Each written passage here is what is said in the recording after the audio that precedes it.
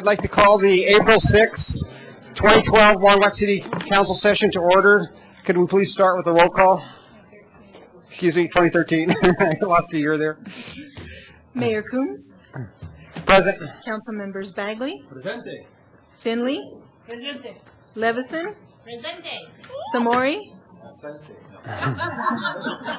Santos. Witt. Mayor, you have a quorum. Thank you.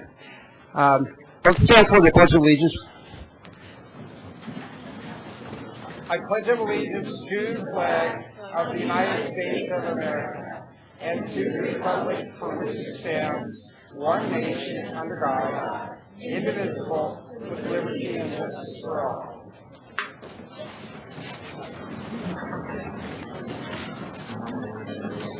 Yes. Well, tonight is our Sister City celebration, so we've invited our council teammates from Ciudad Guzman, Presidente Jose Luis, and Lilia, and Council Member Ignacio. And anyway, they're going to sit here through the presentation that the kids are going to make to us, and we're going to move that ahead of public invited to be heard. So we'll have that part first. And I also would like to announce that when we do get to our study session business, we're going to postpone the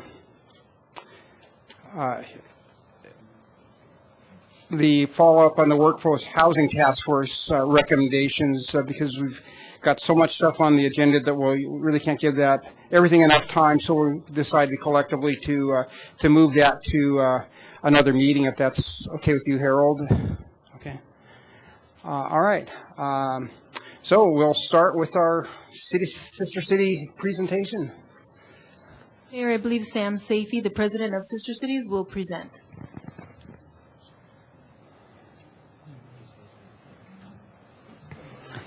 Mr. Mayor, members of the council, good evening. I would like to thank this council and for your support for all these years, for our effort in Sister Cities. We have two delegations from Ciudad Guzman and Chino, Japan here. They have been here since last Monday. All of them have stayed with the families here in Longmont. And they have, I understand, they have had a wonderful time. Thank you. I have one technical question. Some of them would like to take pictures. Is that acceptable? Yes. Thank you. Okay, so you can take pictures. I would like to, well, this is something that they will, this kind of memory will have probably once in their lifetime. So thank you for that. I would like to present the Mexico delegation first. The two chaperones will speak first, introduce themselves, and then the students. You go first, ma'am, please. Thank you.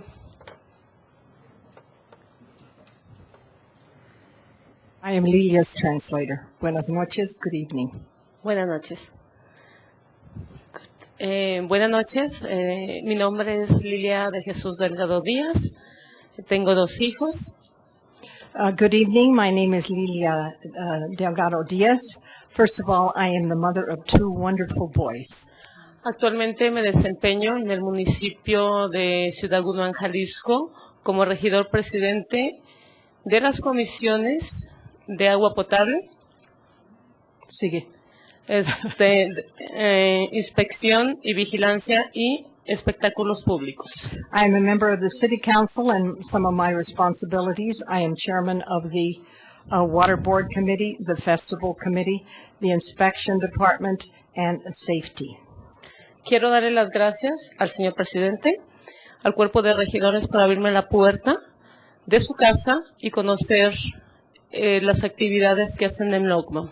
I would like to thank Mayor Coombs, City Council, all the families who hosted us for allowing us to know their homes and their hearts.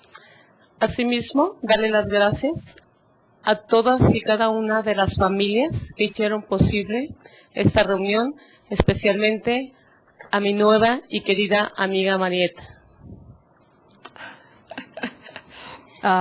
She thanked again the families, and she thanked me also. Especialmente a mi nueva familia en Longmont, a mi amiga y mi hermana, Banda, no solo por abrirme las puertas de su casa, sino de su corazón. I would also like to thank Vonda, who welcomed me into her heart and her home. She is now my sister, my friend, and a wonderful person, and I thank her so much for hosting me. Espero verlos muy pronto en Ciudad Guzmán, su casa. We hope to see all of you in Ciudad Guzman very soon. Thank you.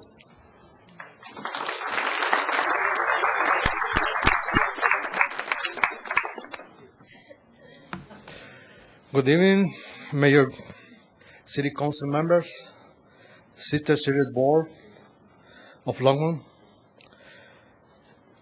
Consul General Mr. Ono from Japan, and Mr. Suzuki Ono from Japan too. My name is Ignacio Rolando Carrillo Magaña, and I am the chaperone from Ciudad Guzman, Jalisco. The Sister City Committee of Ciudad Guzman would like to give their highest regards and many thanks to the Longmont community. I am very proud to participate in this cultural exchange because it enriches our friendship. It is an excellent way to raise our teenagers, broaden their horizons, motivate them, and instill in them the desire to be a better person. I would like to give a special thanks to all the families that have hosted us and their great hospitality. I would also like to thank all the people that volunteered and participate in the organization of this event. Further, I would like to recognize the work of Mrs. Marieta Gonzalez, an architect, Raimundo Flores, who coordinate the exchange from the two cities. And finally, I would like to invite all of you to visit us in Ciudad Guzman. We will be waiting for you to open us to share with you our city, our culture, and our homes. Thank you very much.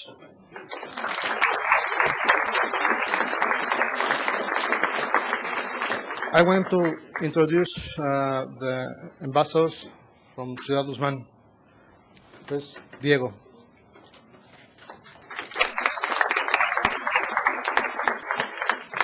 Hello, good evening. My name is Diego Raimundo Flores Cornejo. I am 15 years old and I am from Ciudad Guzman, Jalisco in Mexico. I am very happy to be here in Longmont, Colorado. I want to say thank you for this trip that I have really enjoyed and I will never forget.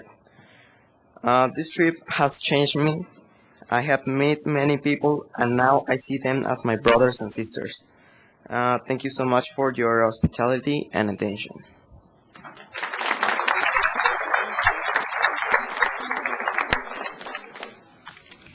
Hello, my name is Jose Alejandro Martinez Flores. I am 14 years old. I am from Ciudad Guzman, Jalisco, Mexico. Thanks for receiving me in this great city and for the opportunity and this adventure. I am proud to have brothers in Longmont. Thank you.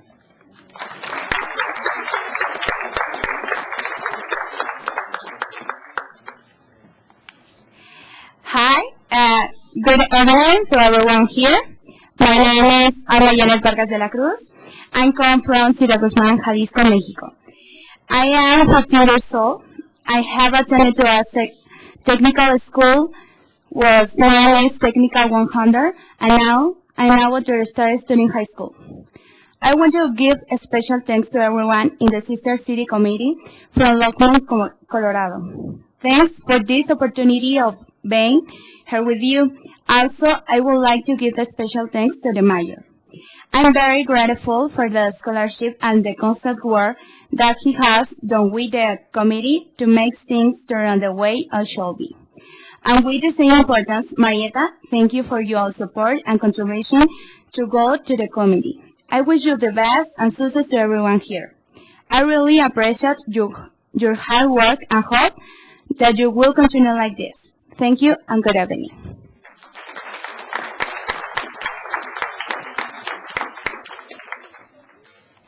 Hello, my name is Edwin Alejandro Romero Lopez.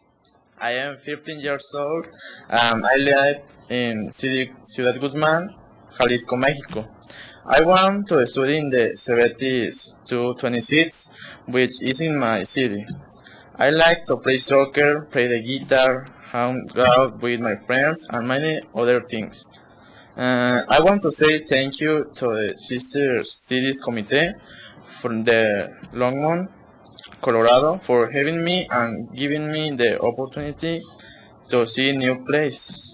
Also to my old family, Michelle, Brian, Caleb, Hannah, Molly, Sadie. Thank you for everything. I hope to return soon. Thank you.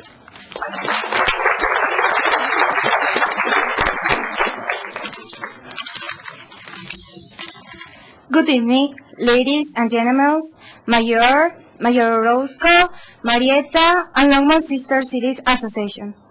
My name is Aline. I'm 14 years old. I'm 100% Mexican, to be specific, Ciudad Guzmán, Jalisco. I'm very grateful for all the people working in this program, because it's more interesting, coexist and exchange cultures. It's a great opportunity that we give to young people to know beyond our own country. I am very glad I came because for me it was a big challenge. Thank you, Marieta. Thank you, Arquitecto Raimundo. Thank you, Comité de Ciudad Guzmán, Jalisco. Thank you, Chaperones. Thank you, Longmont City, Sister Cities. Thank you, all my new family. And thank you, Daskin Girls, for making me part of our family. And indeed, thank you very much.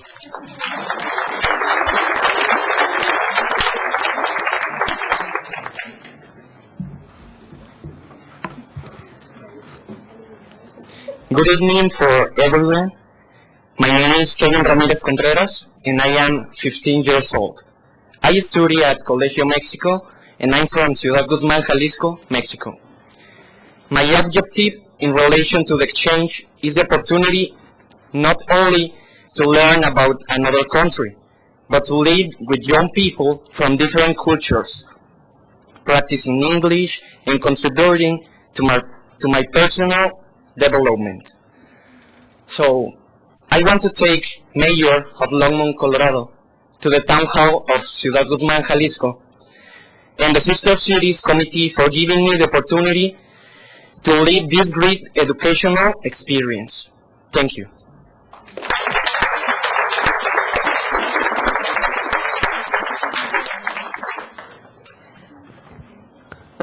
Hello, my name is Christian. I'm 15 years old. I'm from Guzman City, and well, thank you to everyone, especially Sister City Committee, for me this opportunity of traveling to me person and to family one's house and me love more. Thank you very much.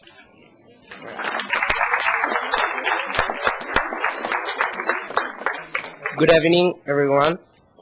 Hello, my name is Alejandro Esparza Godínez. I am 15 years old. I live in the locality of Ciudad Guzmán. I studied in the technical school, which name is Secundaria Técnica 100. I like to practice sports, travel, and coexist with my friends. I am very grateful to have had the invitation to such a beautiful experience. I would like to thank the mayor to his participation in the program and the support that he gave us, to Marieta and the committee members for their work that made it possible to be here. We appreciated you all. I want to say thank you to my family in Mexico. And last but not least, to the families who received news, to all of you, thank you for the opportunity to open my horizons, to make the new friends. Congratulations for your work. I'll take with me forever. Thank you.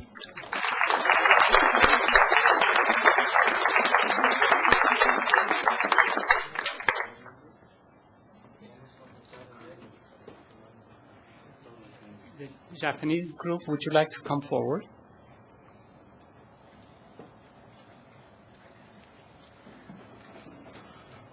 Is there anyone who needs a translator? Okay. Okay, good evening. My name is Madoka Yanokuchi. I teach English at a junior high school in Japan. I enjoy teaching English every day. What? You can.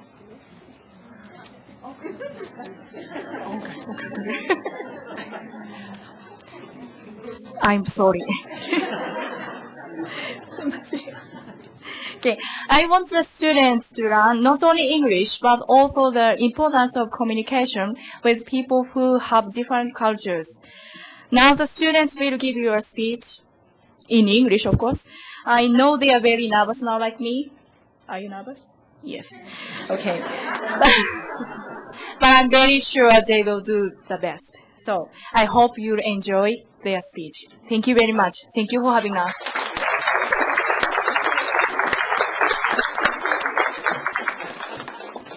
Good evening. Hello everyone. I'm Toshiki Kanagawa. I'm 13 years old. I have an older sister, a younger brother, and 2 younger sisters. My family is friendly and lively, so we're happy every day. I've learned karate for 6 years. I'm practicing volleyball too. I'm very happy to be here. I have a lot of good memories. If I have the chance, I want to come here again. Thank you very much.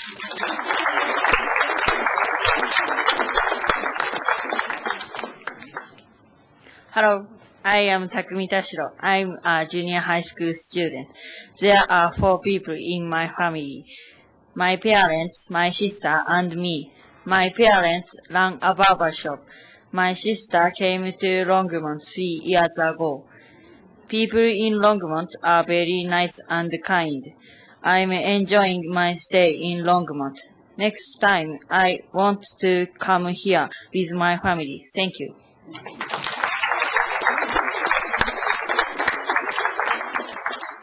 Hello.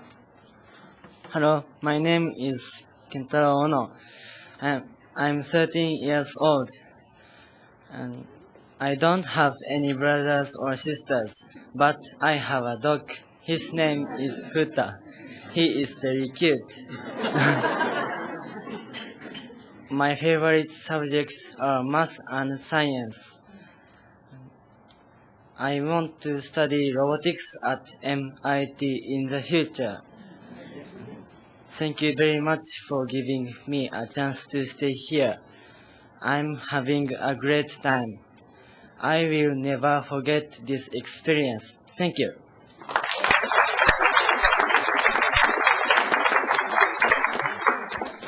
Hello everyone. My name is Meimi Shida.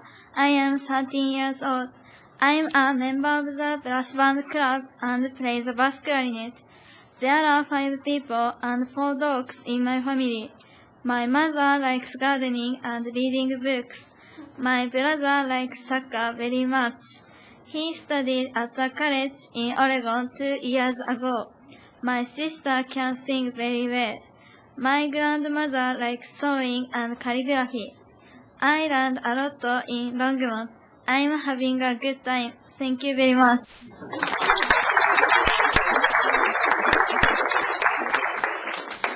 Hello everyone, nice to meet you. I am Asuka Nishida. I like to play the saxophone. Let me introduce my family. My father is a businessman. My mother is a businesswoman too. My younger brother is a grade 6. Please come to Uchino if you have a chance. Everyone in my family welcome you. Thank you.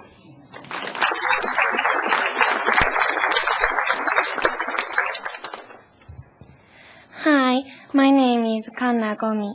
Please call me Kanna. I have a dog. His name is Haru. I like him very much. I'm in the handball team at school. I practice hard for the competitions. Next, I'll introduce my family. There are 6 people in my family. My father, mother, an older sister, 2 older brothers, and me. I'm looking forward to seeing you again. Thank you.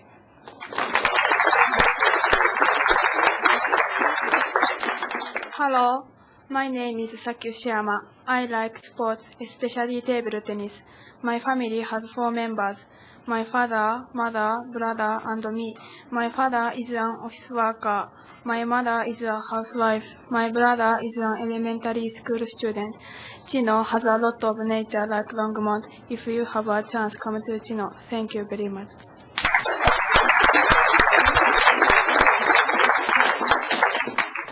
Hello, I am Naomi Haka. I'm 15 years old. I like reading books. My favorite book is Percy Jackson and the Olympus. There are 7 people in my family. My grandfather, grandmother, father, mother, sister, brother, and me. All of my family is fine. When this trip was decided, my family was very happy. So I wanted to enjoy it very much. Thank you for your kindness.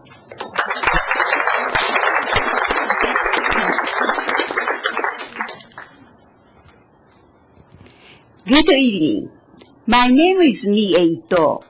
I'd like to thank you for your help with this exchange program. My first visit to Longmont was in 2007 when we came to plant cherry trees at Kanemoto Park. I will never forget your warm and friendly welcome there. This time, I have been as a chaperone, which is also great. Longmont is now a very dear place for me. I hope that the tie between Longmont and Chino will be deepened even more and wish for the prosperity of Longmont. Thank you.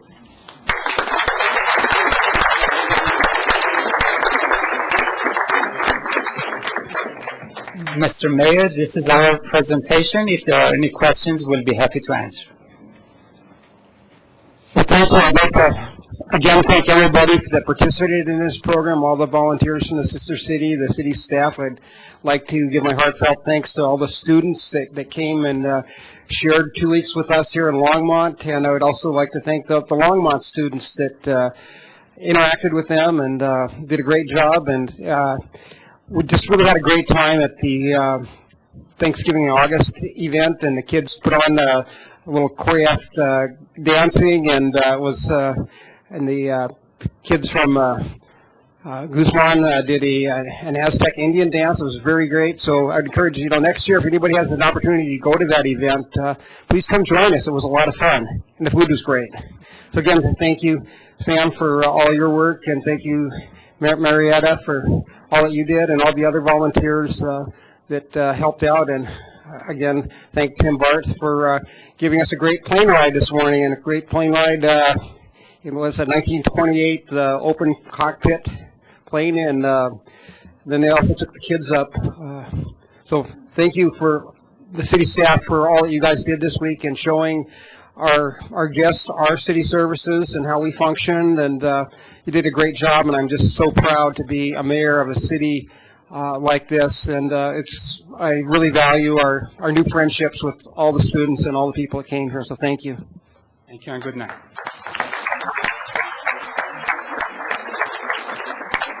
No. Councilman Santos. Thank you, Mayor Coombs. Since we have Mayor Jose Luis Orozco with us, if we could please send our hellos to Mayor, I'm going to say his name wrong, Yanadira how do you say the mayor of Chino's name? Yeah. Yes.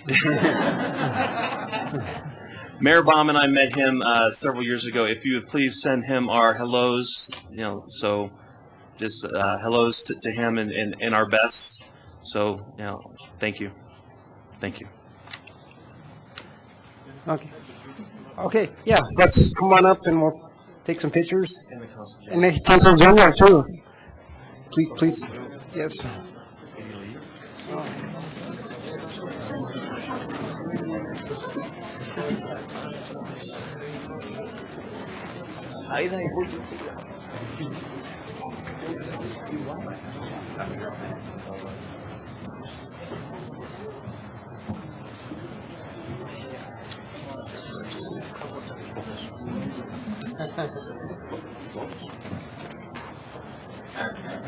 Eduardo? Yeah. Eduardo? You guys get to Voy a ver los del tiempo. Nacho. You can go. You can go in.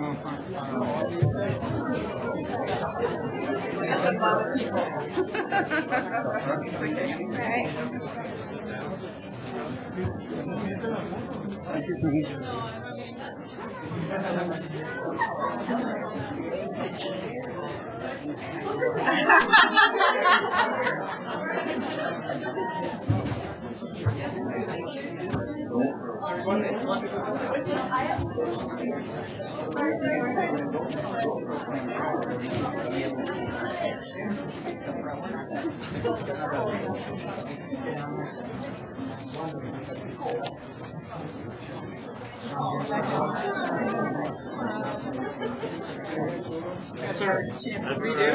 Please, get in there.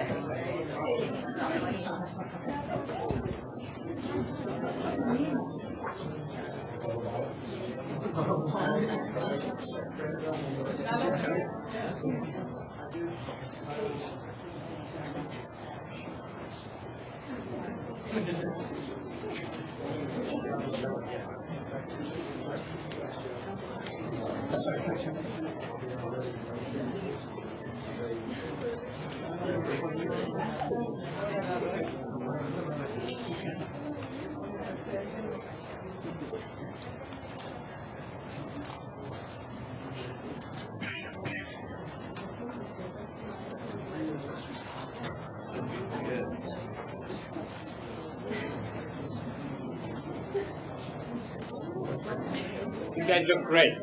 Thank you.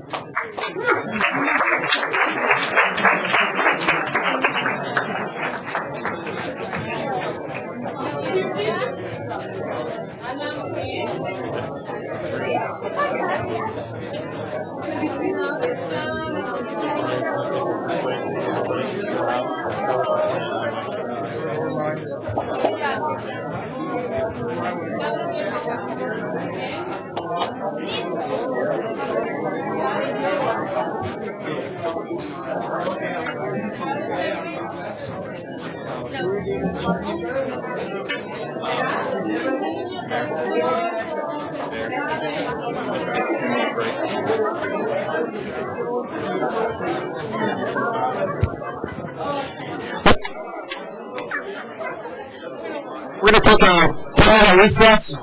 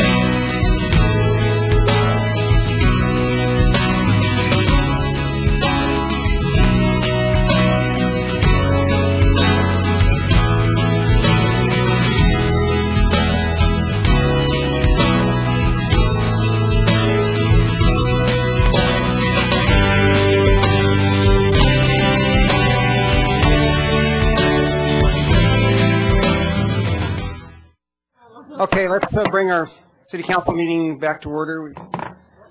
We have the public invited to be heard is next up. Actually, it's Joanne Austin.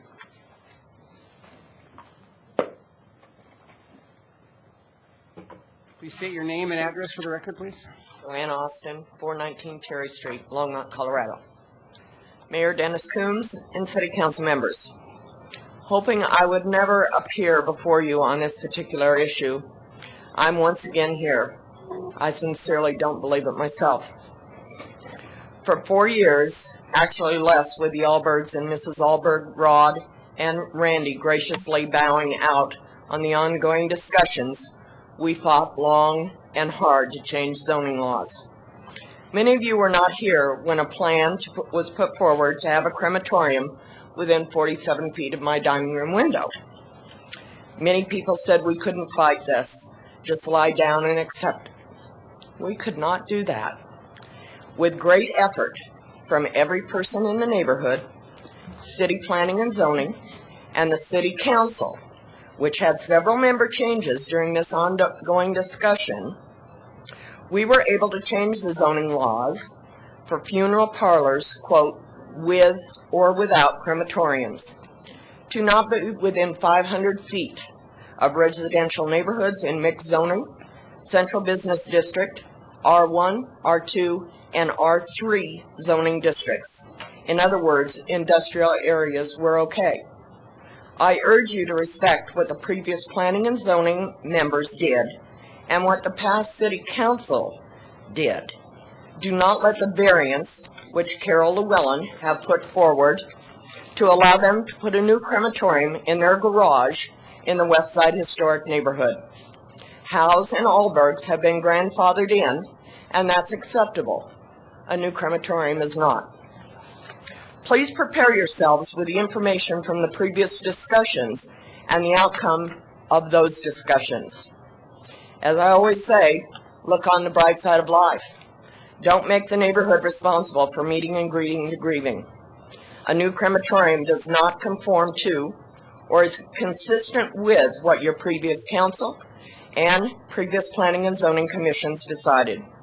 If this comes before you, I ask you please vote to turn down this variance. Thank you for your time.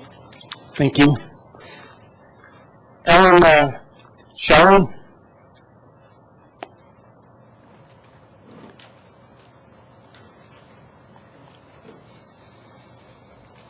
You can move the mic.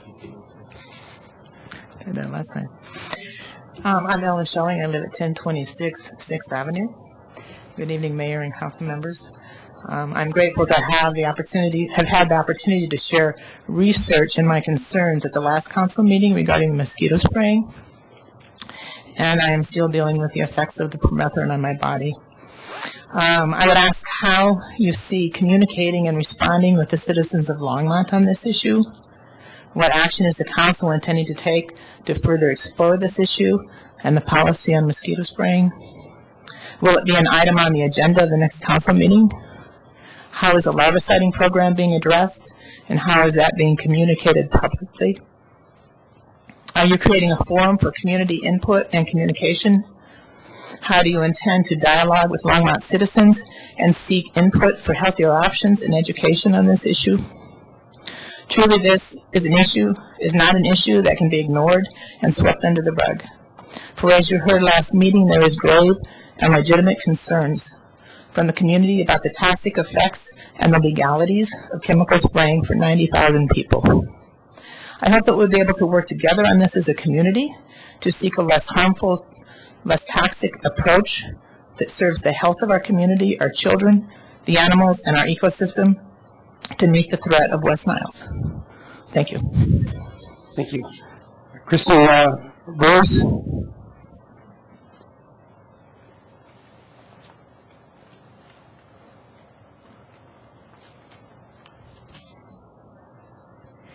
Hello, my name is Kirsten Burris. I live at 1303 Carolina Avenue. Thank you for allowing time for me to speak for a couple of moments this evening And thank you, Mayor and council members, for your service to our community. I wanted to follow up on the last city council meeting where several citizens spoke out against the citywide spraying of pesticides as a way to curb the West Nile virus. And I'm speaking as a representative of many of those who shared last time. We wanted to ask for a review of our larviciding program and wanted to ask if a presentation could be added to a city council agenda where the city citizens and the council members could hear more about what this preventative program entails in more detail. We'd also like to ask for what kind of incentive Colorado Mosquito Control has for a successful larviciding program. If we look at the way the program is set up now, CMC earns an extra $50,000 for spraying if they do not. This may be something as a city and the council members may want to set up differently. So thank you again for your time and consideration of this important health concern, and we look forward to hearing your response. Thank you. Brandon Undale? Yeah. Is it a UNDELL or? That must be where they sign it up. It's Lundell. Lundell, okay. Dr. Brandon Lundell. I live at 619 Pratt Street. And it's a pleasure to join you on this festive evening. Sometimes our work calls us to some more sobering tasks, but this is one of those. So a couple of points I wanted to just bring up that I didn't get to last time. So I've spent my life studying toxicity. I teach at Southern California University of Health Sciences. I deal with this every day. And I remember going through this 6 years ago. And the one thing that I want to urge you guys to do is, last time you allowed the Public Health Department to give a nice half-hour presentation on how safe, permethrin is and how such a small exposure it is in our total exposure. And it was very convincing. However, I urge you guys to have a balanced discussion if you guys do discuss this next time. And I ask that you guys give the opportunity for someone like myself or someone who's an expert in the field of the opposite opinion to have a more balanced discussion on it. So because I do have many slides and I do have many points that I'd like to bring to you guys. One of them, for instance, I think the city manager was quoted in the paper as saying that a lot of the studies on permethrin was done in an agricultural setting, and that simply is not the case. There's much that has been done with animal studies and with human studies as well. And there's just some things I want to allow you guys to understand and have much more of a balanced understanding there. And the other thing is that when we deal with toxicity, the burden of proof really shouldn't be on us as citizens to prove that it's safe. The burden of proof really should, or to prove that it's toxic, the burden of proof should be on the chemical companies and the people applying this, that there shouldn't be any scientific doubt whatsoever that this stuff is safe.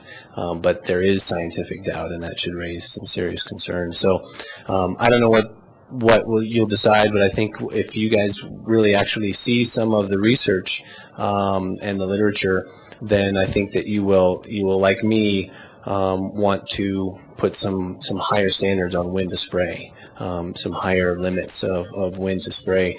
One of the things, and I'll actually leave this with whoever wants it, and if more of you want it, I will offer to purchase this for you. It's called Our Stolen Future. And it's a book written by Theo Colburn and a couple of other PhDs as well. It's one of the landmark books that was written about 15 years ago, and it's been updated since, about the toxic effects of parts per trillion. We're talking parts per trillion. And parts per trillion of some of these toxins is the equivalent of 1 drop of water in a 6-mile-long train. Okay, so that's how small these things are and how active they can be in our bodies. So Our Stolen Future, and her website is endocrinedisruption.com. Endocrinedisruption.com. So thank you, and thank you. Yeah, I will email you guys too if you do want some information. Thank you. Brian Heckler.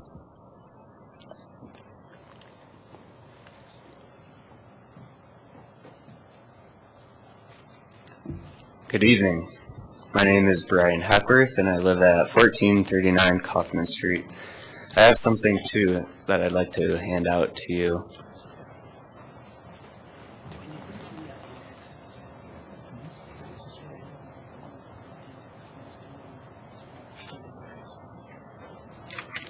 So I'll be reading you an abridged version of this letter.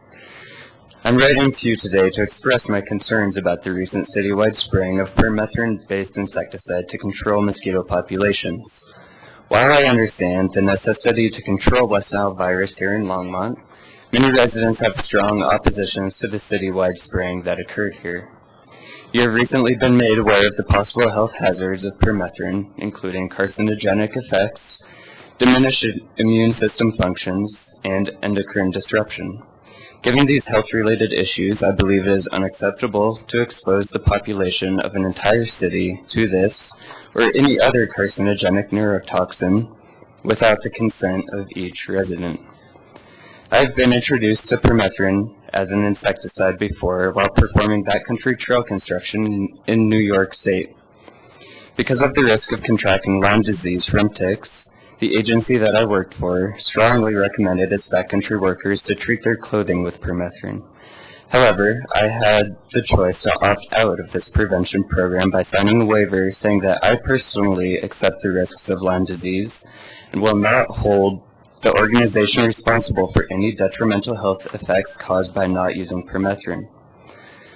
Jumping ahead, I also strongly believe that it is my duty as an opponent to this type of spraying to suggest alternatives about how to control the risk of West Nile virus. In the future, a regime founded in education and awareness would be more appropriate. I've included my outline for prioritized alternatives. 1. Educate the population on the risks of West Nile virus via printed pamphlets and public presentations, including statistics on who is at an increased risk. 2. Educate people about how to personally mitigate the risk of contracting West Nile virus, including draining standing water, avoiding being outdoors when mosquitoes are most active, using physical barriers, and using deterrents such as DEET or permethrin. 3. Supply people with the means to protect themselves. Instead of paying to spray an entire city, that money should be used to provide people with personal doses of permethrin, both as a bug spray or a clothing spray. In this way, those who want permethrin can use it, and it will last for the entire mosquito season instead of just a single citywide application.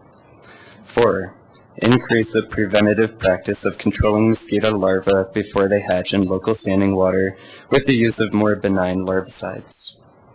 5. Provide larvicide donuts for people to use on their personal property if they have water present or will otherwise help to maintain a small mosquito larva population. And I realize that some of these educational practices are already in effect online, but much more public outreach and awareness is required for everybody to be informed. It is terribly important for people to understand the risks of West Nile virus and of permethrin. It is the only way to make an informed decision about how to protect one's health. Permethrin residue will persist in Longmont for weeks to come, but just 1 week after the citywide application, there are as many mosquitoes in my backyard as there were before. The disillusioned idea that you can eliminate or effectively control a mosquito-contracted virus with 2 sprayings is simply a mistaken fantasy. We need a different approach, one that educates people on the subject and provides the opportunity to choose what health means to them. Thank you so much for your help on this issue, and thank you for your time. Thank you, Brian. James Kenworthy. James Kenworthy, 107 Caribou Place. I'm here to talk about dragonflies. Dragonflies kill mosquitoes. Dragonfly nymphs eat mosquito larvae, and adult dragonflies hunt mosquitoes, and they're a lot more effective than anything that we can do. If you will Google raising dragonflies, you'll find some real interesting information. All you need is a 10 or 25 gallon tank, tub, anything, a child's plastic wading pool, You can buy, according to one site, you can buy dragonfly nymphs at the bait shop, or you can go to Carolina Botanical and pay $2 a piece for them. I can't imagine how anybody can think that you can make Longmont a more healthy place by spreading poison all over the city. It does not make any sense to me. Let's see if I missed anything.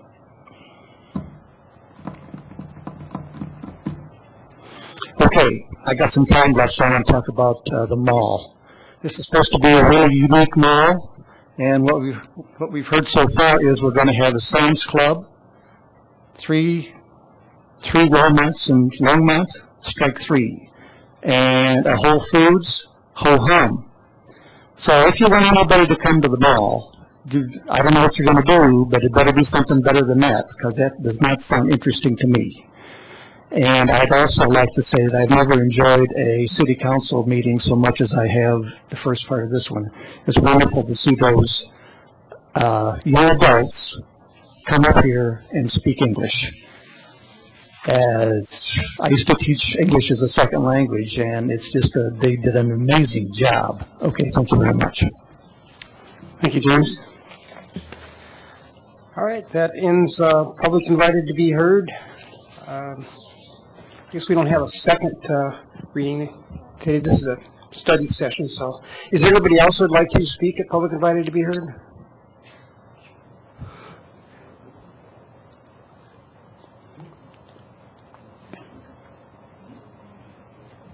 Thank you, Mayor Combs. I got here late. I went to the community safety thing tonight. Strider Benston, 951 17th Avenue. I'd just like to point it out that today is the 48th year of the Voting Rights Act, and it seems to be being pretty much abrogated by our Supreme Court. And within 2 hours of when the Supreme Court abolished Section 4, Texas already had a new law to prevent people from voting. They are right on board to leap. North Carolina, Florida, and other states are already following suit. People don't know that the abrogation of the 15th Amendment took about 25 or 30 years to effectuate. There was a period of time where people were able to vote. Women couldn't vote, but at least males were allowed to vote without regard to their race. During the 1890s, the Jim Crow movement systematically dismantled the right to vote of people of color all over the South, and we see that happening right now. If we want to survive as a society, I suggest that we're going to also have to survive as a democracy, and to maintain a fair and equal right to vote is crucial. Thank you.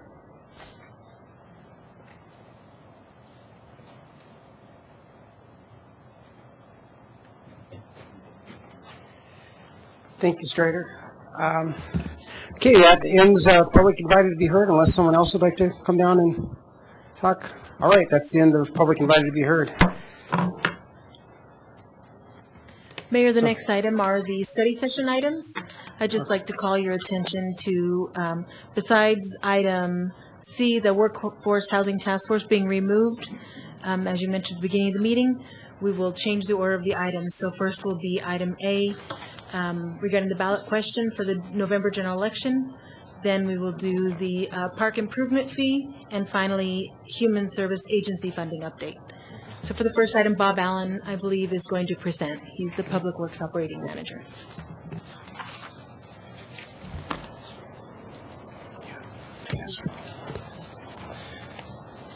Mayor and Council, Bob Allen, Operations Manager, Public Works, Natural Resources. I don't have a formal presentation tonight, but I anticipating your action next week, wanted to just give you a little update on what we're doing with public information with regards to wastewater improvements and financing. So Rigo, I think, just handed everyone a brochure. I think that was also in your packet. Those were completed here recently, and we're obviously holding those back until you make a decision next week. But pending that, we do intend on mailing those probably the end of September, early October, so that they're there about the time that residents are receiving their mail-in ballots. And that should be exactly the same information you did have in your packet. It has been reviewed by our city attorney's office. We believe it to be factual and neither for or against the question that would be on the ballot. We are creating also a derivative of that in the form of some board displays that we can put up in public areas and use for presentations.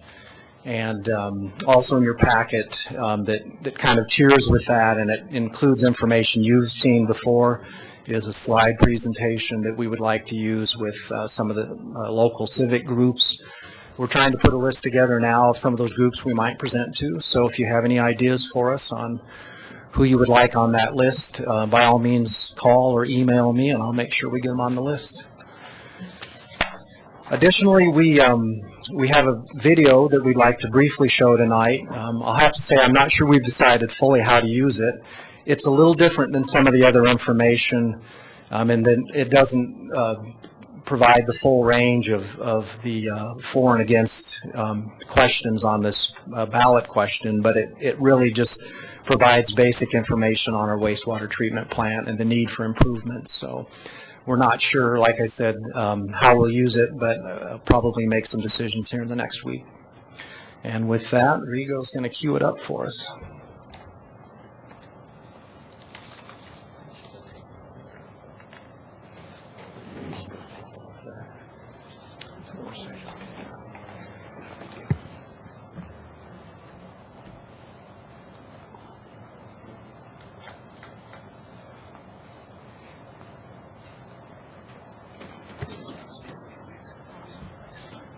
When you see the actors, you may see that it plays better without any sound anyway. So.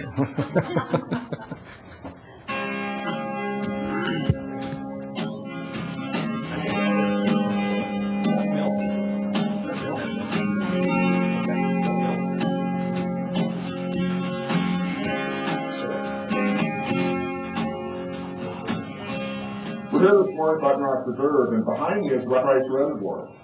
It's a 16,000 acre-foot reservoir that's roughly the amount of water that the citizens of Longmont use in any given year. The water supply for Rice comes from Rocky Mountain National Park. It's extremely high quality, and the city is very fortunate to come and operate this reservoir. Every day, the employees at the city of Longmont take their job seriously to deliver a safe and reliable supply of water to all the citizens and businesses within the city of Longmont. They do that through a process of collecting it here at Ralph Price Reservoir, delivering it to the treatment plant, where it's purified and delivered to the taps of all of our customers. After our customers use the water to the sewer collection system, or it's delivered to the wastewater treatment plant, again to be cleaned and purified before it's returned back to the natural environment. Our job is to be good stewards of the water throughout the entire water cycle and to deliver it to future use downstream city of Longmont. I'm afraid to hear mine. We're here at the Longmont Wastewater Treatment Plant, tucked in between St. Rain River and 1st and Mark Street in Longmont. The $126 million plant is the single largest investment in the facility. It treats 8 million gallons per day of wastewater, which is about 2.5 billion gallons per year. Longmont's wastewater treatment plant has undergone fairly regular upgrades over the past 10 to 15 years, but we're not done yet. We now have new requirements in our permit to meet new state and federal regulation for ammonia discharge to the St. Rain River. Wastewater throughout the city that's piped to the plant, where several processes treat that wastewater to clean it so we can discharge it to the St. Rain Creek. The first step in the process is the headworks, where large debris is taken out of the wastewater in order to protect downstream equipment. After it goes through the headworks, it goes through primary clarification, where we fill out heavier solids by gravity. The wastewater then goes to the aeration basins where we inject air into the process and remove pollutants and toxins from the wastewater with help of naturally occurring bacteria. We then move to the secondary clarification process where we sell out the remainder of the solids. The wastewater then goes through UV disinfection. Throughout the whole process, we sample different points to ensure that the process is running efficiently and optimally before the wastewater is discharged to the St. Vrain Creek. The facility needs continual upgrades in order to stay in compliance with current regulations and to provide efficient treatment of the wastewater.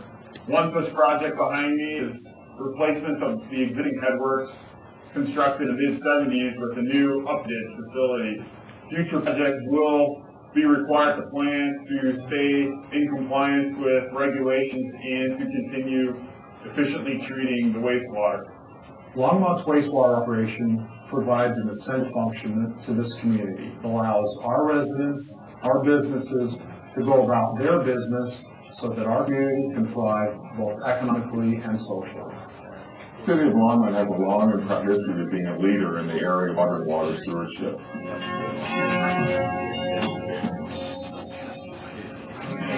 Well, like I said, one of our better efforts. Very good, Bob.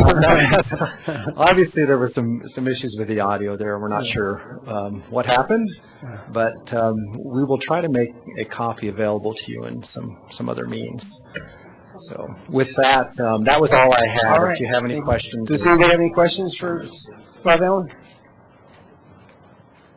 Councilmember Nelson.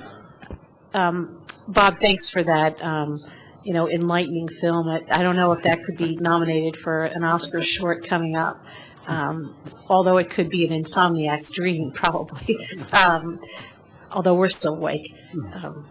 I just wanted to check in, the $10,000 that we are going to spend to provide public information on the ballot issue. We've not yet put it on the ballot, and that $10,000 is permitted use of public funds. I guess I see the city attorney nodding, because I know that once we put it on the ballot, the city cannot take an advocacy position, nor can we use public funds to persuade the public to give us money. So we're all within legal guidelines on the $10,000 and everything. I just want to make that clear, because that was one of the points that you made in your correspondence to us. Go ahead, Eugene. Mayor and Council, Eugene May, City Attorney. So the State Fair Campaign Practices Act provides two safe harbors. One is for an organization to provide a factual summaries with pros and cons, and also allows actually three safe harbors. Councils can pass a resolution in favor or against a ballot measure, and then individual council members can still speak about it as long as it's in their personal capacity and not their official capacity. Great. Thank you. Mayor and Council, we also had really just taken the approach that you've already approved this, even though you haven't, and we've kept everything really focused just on what would be legally, permissible after next week. So. I think generally we've given you that approval from the study session that we were doing. So, Councilmember Bagley. Thank you, Mayor Combs. I guess my only question is, what does staff need from us to make sure that this has the best chance that it passes? So can we act as a council up until we approve the ballot? Yep. So my question is, do we need to write a letter to the editor? When do we do, I'm assuming that all of us are behind this. We need to do it as a city. So how do we convey that? Other than passing a resolution saying that we're behind the ordinance once it's written, what else can and should we do? Help us help you. Letter to the editor? Do we need to? What do we do? Mayor and Council, I'm not sure how to answer that question, to be honest. Well, think about it and let us know. No, I honestly, I think that we have a need. We've made a proposal. for this ballot question. We think it's realistic, and I would imagine that the voters in Longmont will give it good consideration and do the best they can, and will whatever outcome, I think we'll be in good shape. Brian, I'll answer that for you. I think it's all of the above that you just stated. Councilmember Santos. Thank you, Mayor Films. So when can we anticipate the resolution? Next week. Yeah, that's my only question. Councilmember Larson. One,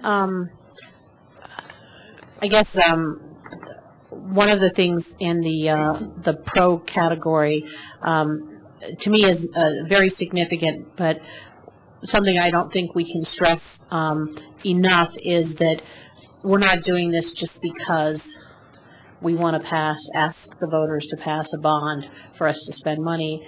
The regulatory requirements, I think, I mean, that's a snoozer for most people. However, if you violate state or federal law around these discharge amounts, the fines can be very substantial, and they have to be paid very quickly. And so in some respects, people don't speed because they don't want to get the speeding ticket.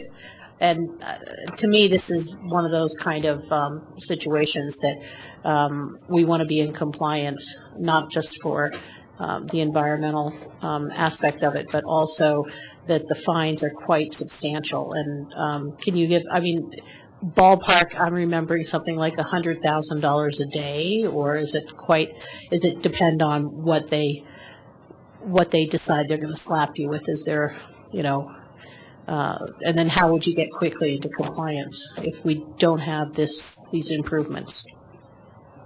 Mayor and Council, I'm going to have to dust off my memory here, but I do think it's up to $10,000 a day you could be fined.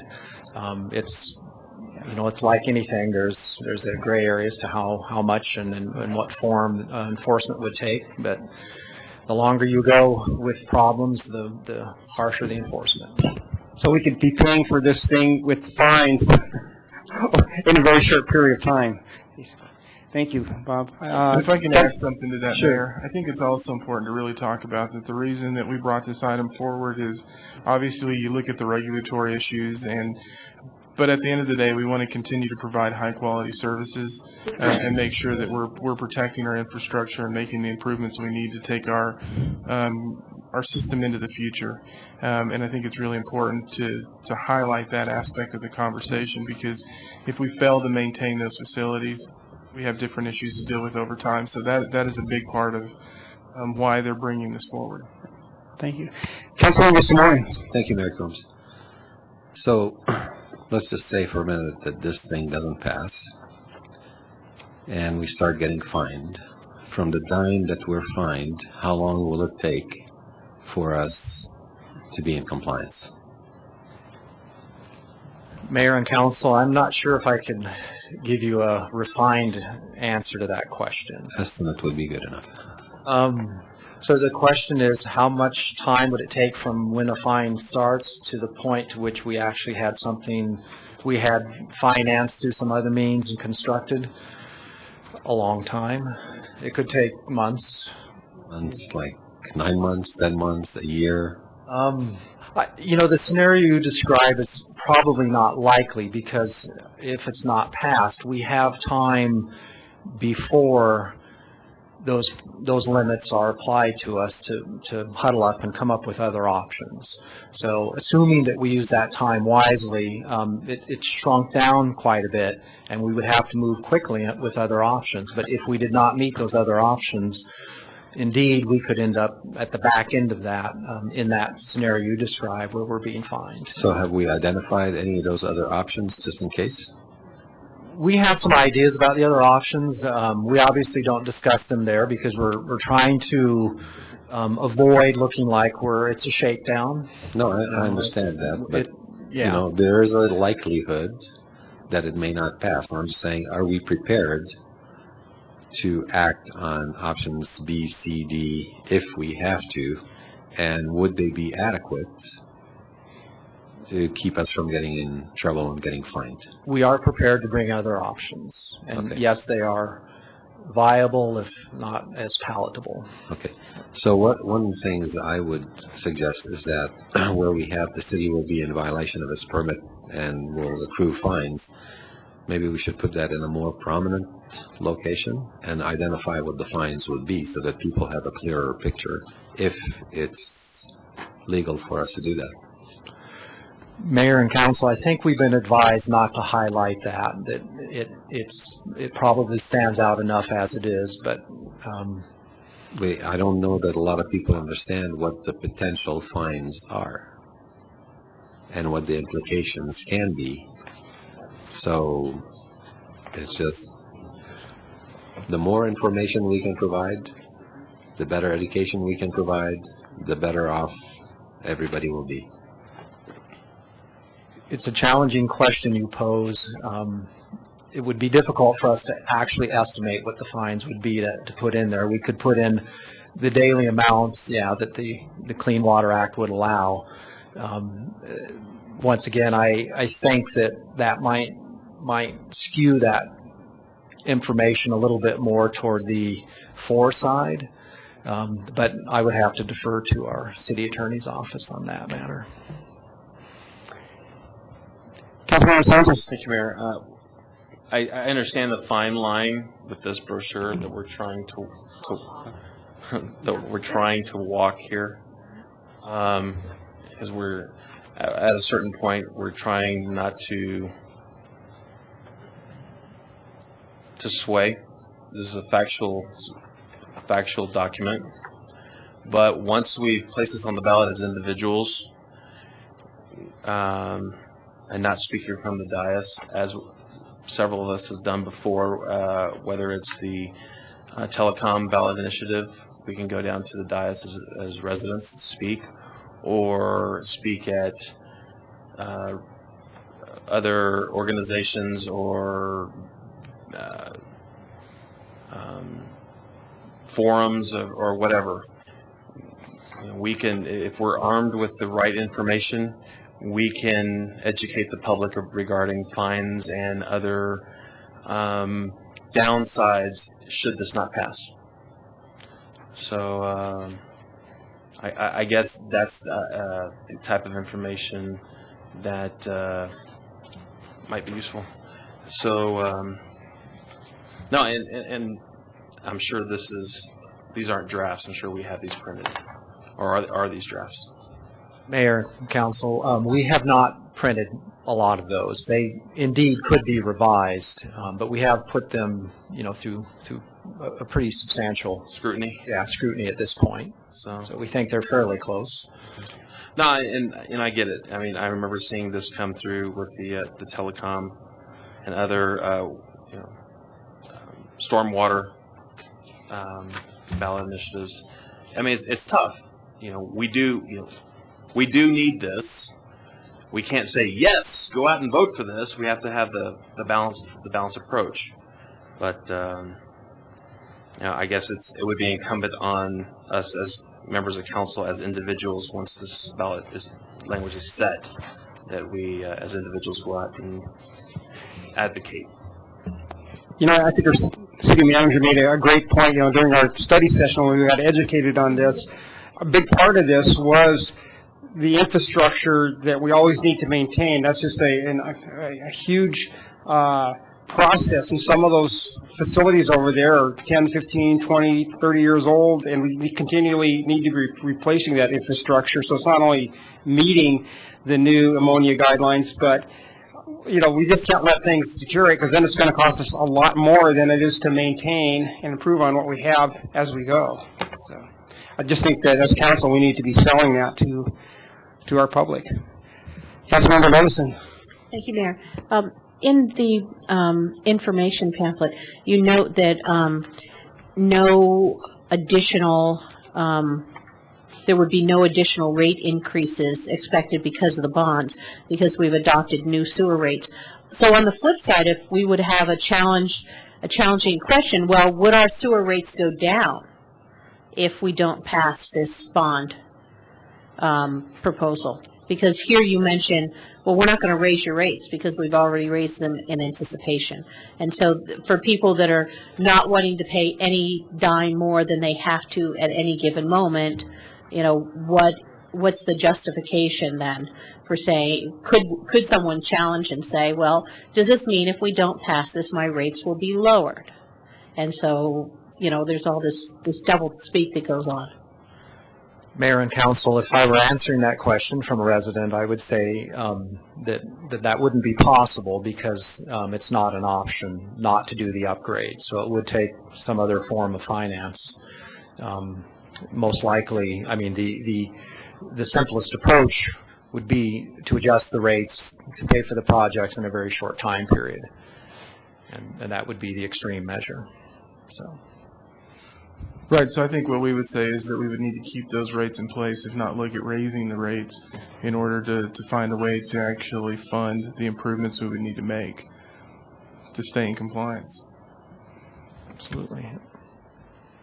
Councilmember Simone. Thank you, Mayor Coombs. So the resolution that you're going to bring to us is in support of putting this on the ballot, not necessarily to say that we want to pass it.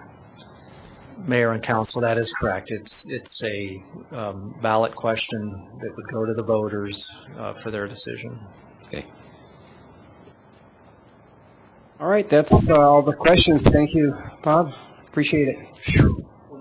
Oh, Councilmember Bradley? But do we want them to also bring forward a resolution supporting the ballot measure? That's yeah, we can do that. Because I think we should see that too. Yeah. So moved. Second.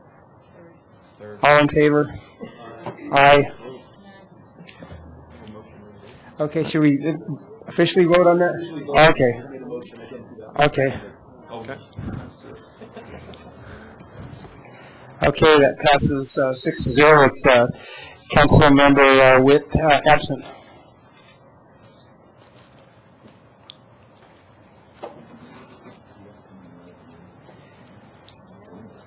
Okay, what's the next? Mayor, sorry. The next item is options for updating the park improvement fee, and Kim Sugar, Public Works Natural Resources Manager, is here to present. Mayor, council, before Kim gets started on the presentation, I'm trying to provide some background on this discussion. I will say that as we've talked about budget reset in the past, this is really going to be one of the first runs that we make at really starting to talk at budget reset and looking at some broader perspectives in terms of the parks area, and also get some direction from council in terms of specifically the park improvement fee. But in that discussion, what we also want to touch on is the connection between the park improvement fee, the cost of operations, and then a renewal fee associated with it to provide a broad and comprehensive picture for you all, so we can start having a more focused philosophical discussion on this issue and get some policy direction from council. As we began working on the parks master plan, what we really wanted to do with the master plan is, one, really reflect the community's vision in terms of what they wanted the park system to look like. But we also wanted a good master plan really should align with the comprehensive plan and bridge the gap between those two, the comprehensive plan and the master plan, but really also look at the capital improvement funding associated with it. And additionally, the master plan should identify and lay out a plan to address the ongoing operations and maintenance expenses and the long-term renewal cost. And so, as we talk about the master plan and the direction, it's not a vehicle or a tool that should be used to identify and understand every aspect of a park system. It's really one that's work is really best done through the capital improvement plan. This is to provide the overarching direction and policy for us to start moving through some of those other aspects of our process and included in the budget. So at this point, Kim? Thank you.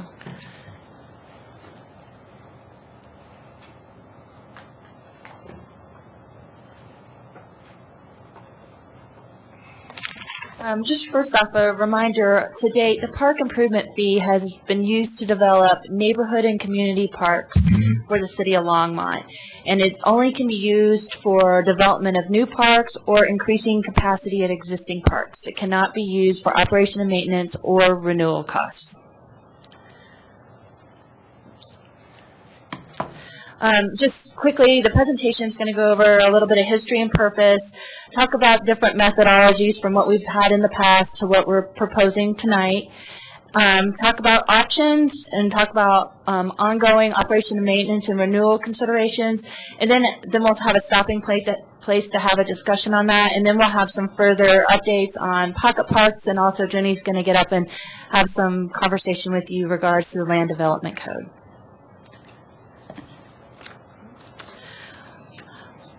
The current methodology that we've been using for the park improvement fee began in 1984. It looks at acres of park per population.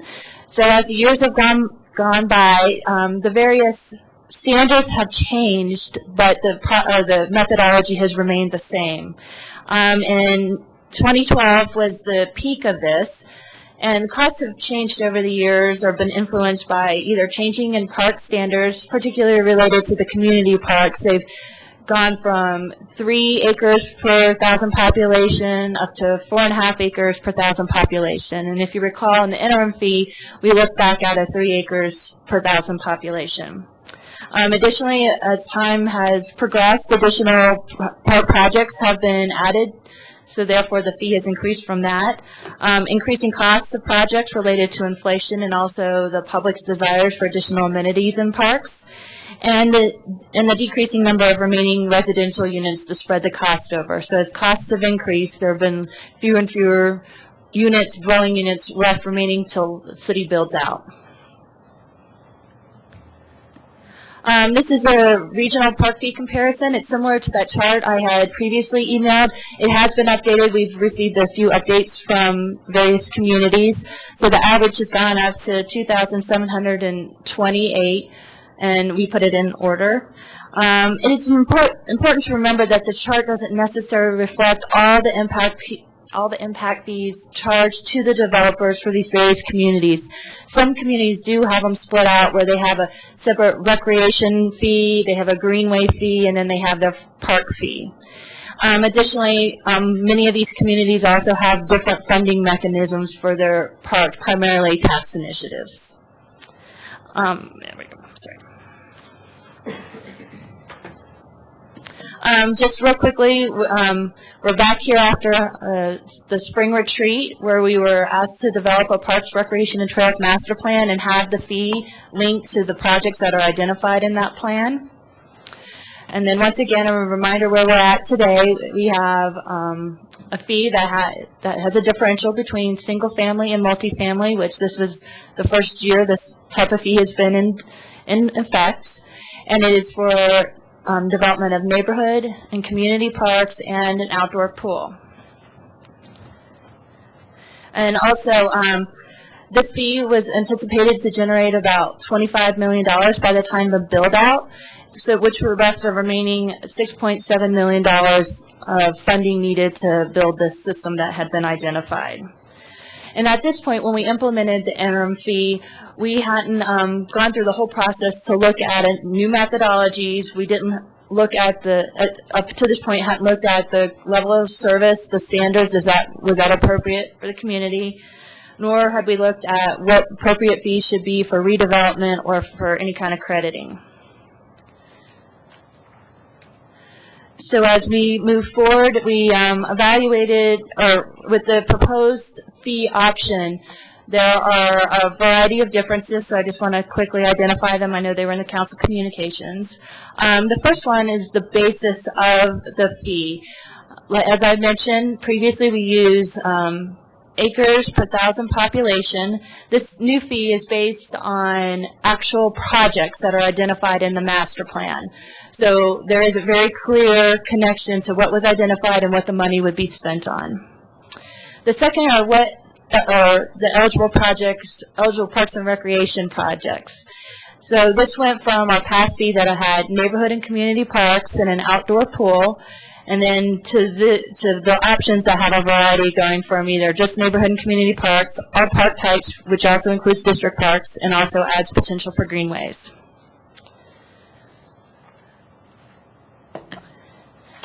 In the methodology, we're looking at moving from the incremental method, which is the old method, which looked at the total cost for all the parks divided by the units to build out to a target level of service method. So we look at what the system wants to be in the future and applies the appropriate fee as an impact fee. So, and when you look at these options, you'll see that there's a larger gap. So it compares the existing level of service to a target level of service, because as you have new units come on board, you need to charge them the same amount for the existing system. And then we have differential between single-family, detached, and all other residential units. And so interim fee uses a square footage to make the separation between the two fees. And so in the proposals, we have half the options look at square footage, and then the other half look at population, and that's based on census. So other areas that were evaluated during the fee study included looking at how our parks are developed, what kind of standards we use. We're looking at where facilities should be located, how to maximize them through use through the community. Also looked at how the sites are managed, to look at operation and maintenance, look at what kind of landscaping we do, and can we put native and low intensive uses to help reduce costs for future operation and maintenance. And also looked at materials that we're using to prolong the life of the amenities in the park.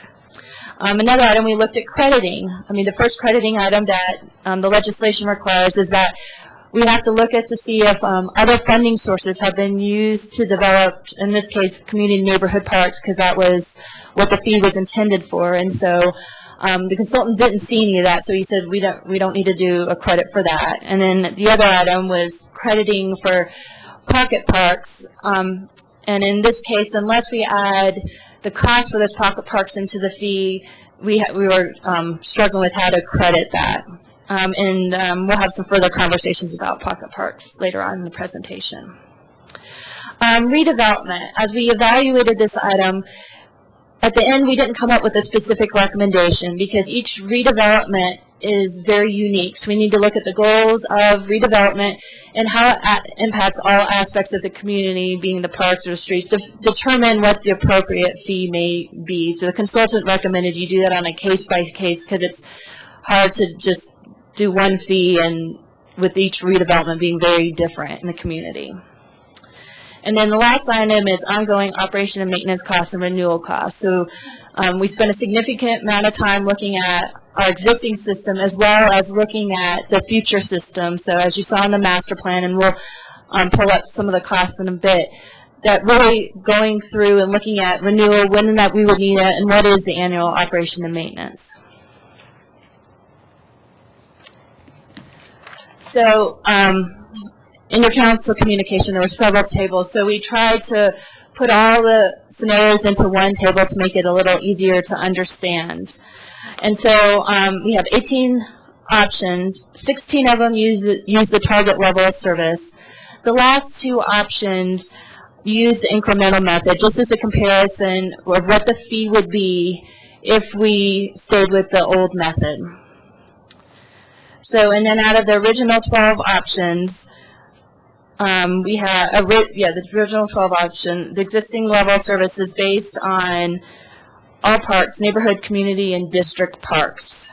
And then 4 options, the 5A through 6B, use the existing level of service based on neighborhood and community parks only. And then all options still provide a differential between single family and multifamily, but they're either based on square footage or based on the assumed population. And then also the difference between the fees are the time period, whether they're a 10-year or at build out. And by using a 10-year fee doesn't mean the fee necessarily would just be for 10 years, but that would mean that would be the latest point that you would need to reevaluate the fee moving forward. And it gives you the opportunity to go back and look at the master plan. Are we still on track? Is that something the community wants, or have desires changed for the park system?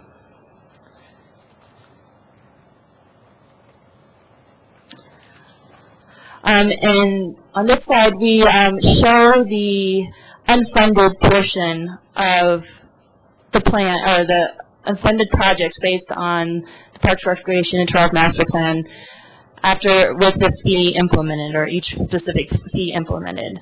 Also, it shows the eligible costs that are covered by the fee, meaning what can the fee be used for. So different scenarios do have different costs based on what it can be used for, whether it's parks or parks and trails, or once again, if you look at the incremental method, just community and neighborhood parks.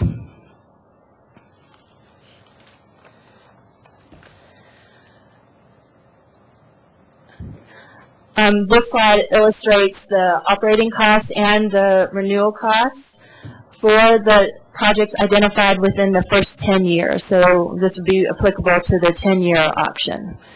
So as you can see, it would add a substantial amount to, well, a substantial amount for the capital costs, but as well as adding costs to operation, maintenance, and renewal. So I think at this point, this is an important slide to really look at, because as we talk about the projects that are being proposed over the next 10 years, I think we really have to focus on the operating costs associated with those projects, because what we have been doing over the last couple of years, is that as we have been working through our budget, we've actually have been working on efficiencies, but those efficiencies have been utilized to actually help. And you can see this graph here where you can see the parks budget. Those efficiencies have actually been used to help manage some of the increased responsibilities that we have. And so I think one of the bigger projects that we brought on was Likens Gulch that was included in this. And so as we look, for example, at Dry Creek Park, that was something that was due to be absorbed in the process. So when we go back to that previous slide, when we really look at the capital cost and what we're going to build, I think it's very important to really understand that there's going to be an additional $411,000 associated with the operating costs for these projects. And where we don't really want to be, we don't want to be in a position to where we're not funding those operating costs, because then what we're doing is we're stretching ourselves. And at the same time, we're reducing those life expectancies of those facilities because we're not able to provide the services that we need. And so from a policy perspective, I think, what we're looking for is really specifically that operating cost, and getting into some conversations about that, if we don't have the dollars necessary for the O&M associated with these new facilities, how do we look at those capital costs? And frankly, is that something that we want to look at in terms of slowing the pace a little bit to make sure we can manage those aspects of the budget? Because the easy part of this conversation is to fund the capital. The hard part is really the O&M. And then on top of that, what you're also seeing on the right-hand column is the renewal cost. And that's essentially saying that if we were really going in and saying we're going to create that sinking fund for the assets and we're going to be able to replace that, this is what we should be putting into the system in order to replace that when it starts hitting the end of its life expectancy or throughout its life expectancy, so we can extend that. And so this is really a key point for us as we move forward in the conversation, because where we don't want to be is building and building but not able to maintain it. So educate me on the difference between operating costs is like, mowing the grasses in the park and that kind of thing, and the renewals, like when a playground kind of wears out and gets rusted and has to be replaced. So that's how that difference would be. Correct. Thank you. Councilmember Samori. Thank you, Mayor Coombs. So just for the benefit of the people at home, if they can't see this clearly, the operating cost is $411,000 per year. Yes, additional to what we already have, yes. Okay. And what are we spending currently? We are spending, we're about $4.5 million. So we're going to increase it by another $500,000 essentially. So we'll be at $5 million a year. If you look at this slide, the reason why we put this slide together is because what we did is we said, here's the base. The dark red is this is what we're spending today. And then if we took that master plan and we took all of the projects that were in the master plan, short-term to long-term, and we said, here's the operating costs associated with those, that's actually what you're seeing in the light red or the pink color. And what we really wanted to show is that's what's going to accompany the capital cost. And that's assuming a couple of things. One, we make no adjustments to our existing system today. We continue with what we have. We continue to add. That's a base assumption in this graph, and we work to find different ways to present this, but well, no, the last one's 2030s. Yeah, this goes up. And then these are also just for parks. This does not include operation and maintenance related to recreational facilities such as the pools. Okay, so by the time we build everything, it's going to cost us about $7 million a year to maintain it. Correct. Just in operating costs. And then we need to accrue an additional $1 million a year for upgrades, repairs, fix-ups, replacements. Yeah, it'll be more than that. That's just for the 10 years. Okay, well, I'm just... Yes. It's close enough for government work right now. So, the big question then is, where are we going to get the money? And That's a $7 million question. well, it's actually more than that if you accrue, for replacements. Yeah. Where do we stop so that we can maintain what we have? And if we were to continue, where are we going to get the funds to do it? Because even if we say that there's going to be another 12,000 homes built in Longmont for build-out, and we round back up to the 5,000, that's not a lot of money, right? And I don't know how many more apartments will get built, but let's start separating these conversations. Yeah. If you look at the numbers on the park improvement fee that were on that, each one of those categories essentially said, if you have this fee, you will generate X dollars to pay for the capital improvements. Right. What that park improvement fee does is it lets you build new facilities or expand services at existing facilities. That fee does not let you rehabilitate existing facilities. So it is predicated on adding. And what we don't have is a structure that really deals with the renewal aspects of it and the maintenance aspects of it. Now, typically, in a budget process, you use that through the growth that you have in the budget, and you balance, the capital improvements with growth in the budget. But as we all know, we have been and continue to be in very tight positions in terms of budget as a result of the economic downturn. And while we're seeing better performance this year, it's not really necessarily translating into more dollars because there's still some uncertainty in that discussion. And so what this is really showing us is we can afford to do the capital. What it's also showing us is that we really can't afford to do the O&M aspects associated with these facilities. And we definitely don't have the funds to put in the renewal. So if you took the renewal out, we still have an O&M issue that we're trying to reconcile in this process. So where's the balance? Well, how do we balance it? So to balance it, it is really going to take, there are a number of ways that you can do this. One way is that you evaluate your existing system and say, and you ask yourself the fundamental question, do we want a lot of facilities or do we want a few facilities that are really high quality? That's one way to get through this, and you can balance that out. Another solution is that you essentially come in and you say, we're going to hold on building anything new, and we're going to stabilize ourselves and make sure that we're providing the appropriate O&M for what we have and we're adequately maintaining it.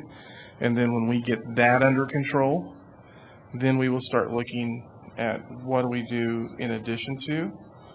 Another option is that you come in and say, no, it is a priority for us to continue building these facilities, and you find a funding source that's adequate and consistent over time to fund that increased O&M cost associated with it.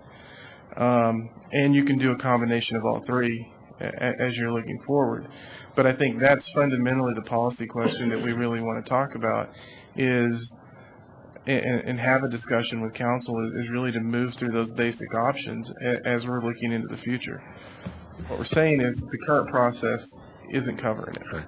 Well, I would be, personally, I would be in favor of taking care of what we have right now, stabilizing it, and then at the same time looking at ways that we can raise money to build additional parks if need be, or to generate revenues for ongoing maintenance costs and upgrades down the road.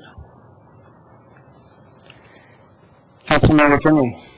Thank you, Mayor Coombs. My question is, the park improvement fee that the developers pay can only be used for new parks, is that correct? Correct, or expanding capacity at existing parks. Or expanding capacity. Can we change that? No, yeah, state law. It's the state law. Yeah, it's to accommodate new growth, to provide facilities for that new growth. Okay, so there's no way we can change what that money goes to. Correct. So there's nothing we can, okay. That was really my question. I thought that would be a great way to fix that. Councilmember Barkley. Thank you, Mayor Coombs. Thank you, Bonnie. I'm going to segue right off. Why not? So I guess my question is that we've got, basically it's our fees, right, that we're charging the developers. I don't know where Eugene is, but hey, Eugene. But my question is that it's our city, it's our land, it's our development, it's our developers, or private citizens who are acting in a capitalistic system and choosing freely to build. But my point is, we're all long monsters, and why not was Bonnie's question. And so what specifically does the Colorado revised statute, whatever it is, say, do you know, regarding how we spend capital improvement fees that we collect from builders and developers? Mayor and Council, Eugene May again. The statute just says you need to have a methodology that defines the capital need and charges the fees in proportion to those. And so under the existing ordinance, it was for a specific capital need. Right. So why don't we change that purpose and the methodology to fit it?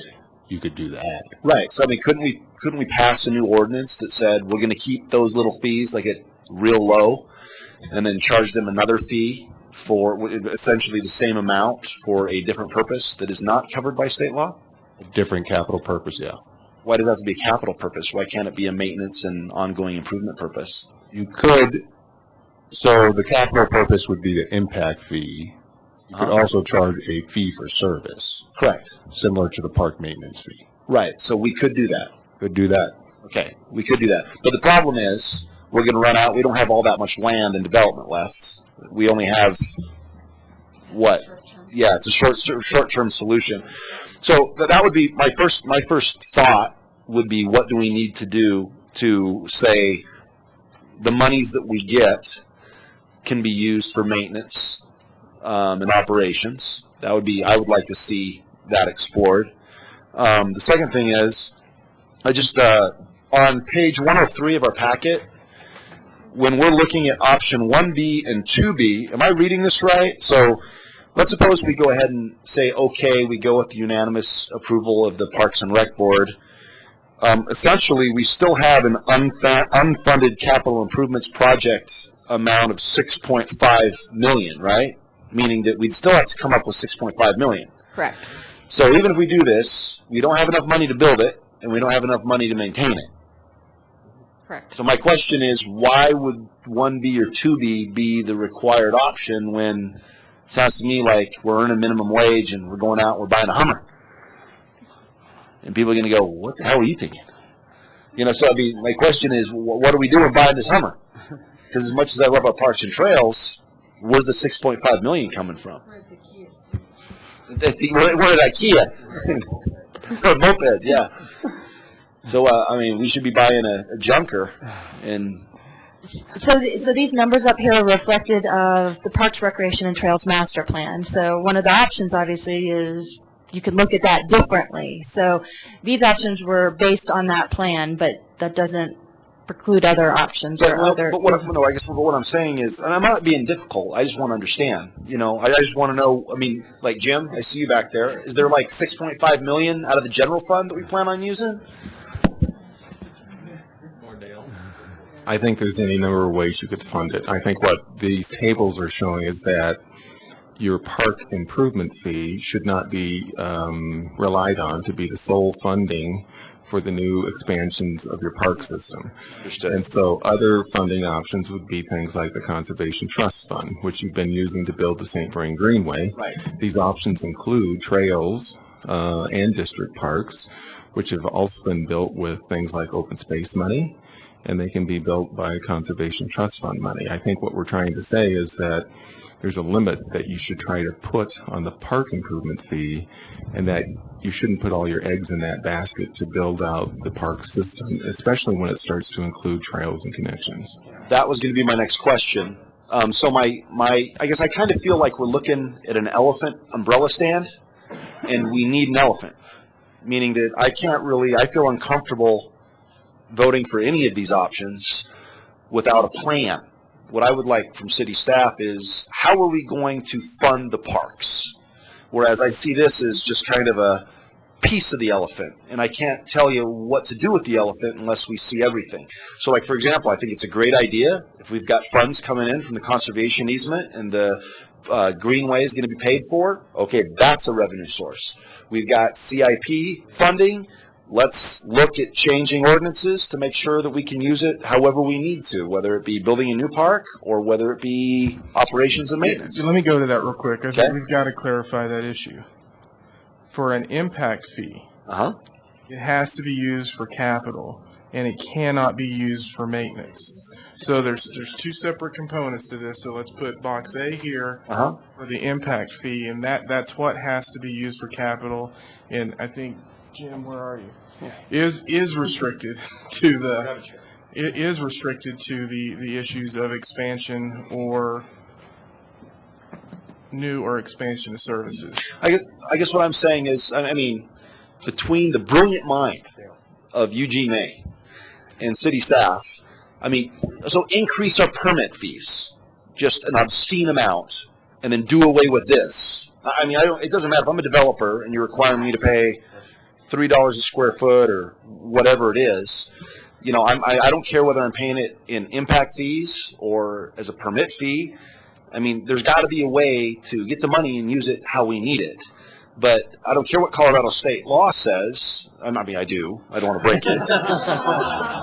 But what I'm saying is that it does us no good to have, the head of household give us money every year to go out and buy new cars without oil changes and maintenance. And so we just need to figure out a way to cleverly, maybe I would challenge that it probably wouldn't even be so clever. Just figure out a way to do it. Can't we? Mayor Coombs, members of council, as far as the impact fee goes, if you're a developer, you're going to only pay that for increased infrastructure. You're not going to pay that for O&M. Yeah. Okay? They're expecting that all of the users of the system will do that. And I think that's the laws that we're referring to, which maybe Eugene can clarify later. But we can't charge an impact fee for O&M. That's not legal. You're asking us to come up with a fee to do operating and maintenance. You just got rid of that 2 weeks ago, but we could talk about I'm not talking. I'm talking about.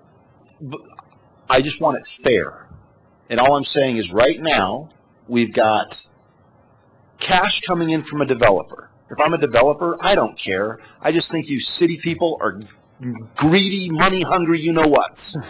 And so you're taking my money. I don't want to pay it regardless. Make me pay as little as possible. But as a city, once we get that money, we need to figure out a way to use it however we want. I mean, I see what you're saying, but there's got to be a way to do it. Let me throw a caveat into that, too. When you look at those permit fees, you also have to be cognizant that those permit fees are one-time dollars. Right. I understand that. And so applying those one-time dollars to an ongoing cost Sounds familiar. is dangerous. So if that's what you're saying. I'm not arguing. I am not arguing for anything. All I'm saying, I'm just throwing it out there. Okay, so we take this and we say that we're only going to spend the interest accrued on this new account. I'm just saying there's got to be ways to think about it other than seeing option 1B or 2B. All I'm saying, I'm not the expert. You know, you want a criminal defense attorney, come see me. But I don't know anything about this stuff. So a little bit further. So we have to actually take those dollars from these impact fees and hold them separate and accumulate the interest on them and only use them for development. That is the law that we have to follow. We've been doing that for 20, 25 years.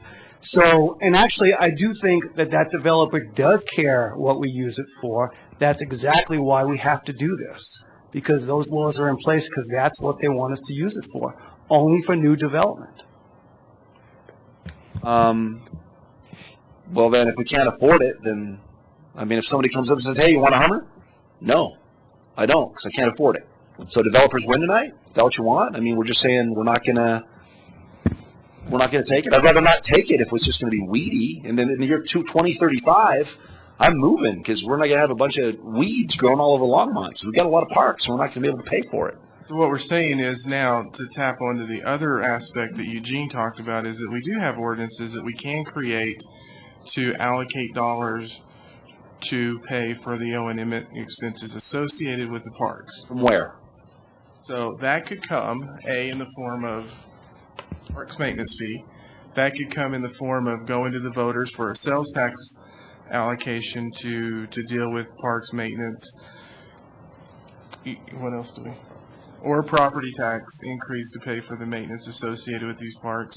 Those are ongoing funds that then do provide security as you're looking forward and moving. And what we're saying is that if we're going to talk about this capital cost over here that we're building, as we're making decisions on whether or not to fund those, we need to be making decisions on how we're funding the maintenance at the same time. Because if you make either one of those in a vacuum, what we're saying is we're setting ourselves up for an issue down the road. And the example that I'm using is my personal experience in this, to say where we don't want to be is when that actually hits crisis point, and then all of a sudden you have any number of facilities that you have to maintain. You have to have that replacement cost, and you don't have the funding mechanisms to do it. And you're actually having a discussion of what do we close, what do we open. And so it really makes that conversation at the skate park last year look much different in the future, because it's a broader discussion that you're having on your facilities. And I've said very, very openly, being put in a situation like that is not something that I would wish on my worst enemy. Right. And I guess this is the last thing I'll say, then I'll hit my button. I understand what everybody's saying. I get it. What I'm saying is, what's the solution? And we can sit up here and give you all the advice and counsel. I guess my advice and request of city staff is come up with a solution that's going to pay for our parks.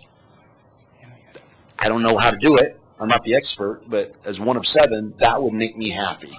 Figuring out a way to take all the money we get from all the different sources and pay for it. And if we can't pay for it, we don't do it. Well, my weigh in on this is I really believe in quality over quantity. There's no sense in building a lot of stuff and not being able to maintain it, as opposed to building fewer. I think that people really like the trail system and the interconnectivity. I think that's important. I was a little confused. I think originally you talked about an outdoor pool, and I think we probably got that from some community involvement. But I actually think, from what we've been hearing lately about pools, is an indoor pool actually might be as important as an outdoor, particularly if we're able to collaborate with the school district on a project like that in the future. So, Councilmember Levinson. So, Councilmember Bagley is giving a lot of us, well, personally, me, some food for thought. However, I think that what the chart that he alluded to, referred to, really means is that if you have a gap of over $6 million, you're paying in your building as you go. So just like everybody wants to add on a wing of their house that's the family room and the man cave, you can't do it all at once, or you can build the structure but you can't furnish it yet, or you just have to accumulate the dollars. And I think that the way our city structures run historically is that we do sort of figure out the O&M. And I mean, that's what I've seen the years I've been on council and as a private citizen prior. And I think people are cognizant about that balance of, if you build it, you have to pay for the O&M. That's kind of a no-brainer to me. I'm also wondering whether or not, when we do a bond issue, such as we did for the Quail campus, can you build in a 10% renewal fee within the bond? Because look at when we pay off the museum and the rec center campus in, was it 2019? Correct. 2019. You know, we're going to be needing to, you know, it's going to need a little bit of a facelift. It's going to be needing some, you know, a quart of blood to keep it running well. And can you not look at bonding an extra 10% to do that first level renewal when you do float those bonds? Mayor Coombs, members of council, I'm not saying that you can't do that. It's not good practice to try to bond operating expenses. You might be able to sell a bond like that when 90% of it is for capital, but really you're just putting off into the future. At some point, you're not going to be able to pick up that O&M, and it is just seen as a bad financial practice to bond for operating What expenses. I was saying was no O, just M. To do, you know, at the tail end of the bond, to have a little piece of money for a new paint job on your 10-year-old car, just to keep it, you know, looking good. And when you look at it all depends on how you work the numbers and what you tell the voters when you do the bonding too, and whether or not that's a persuasive argument.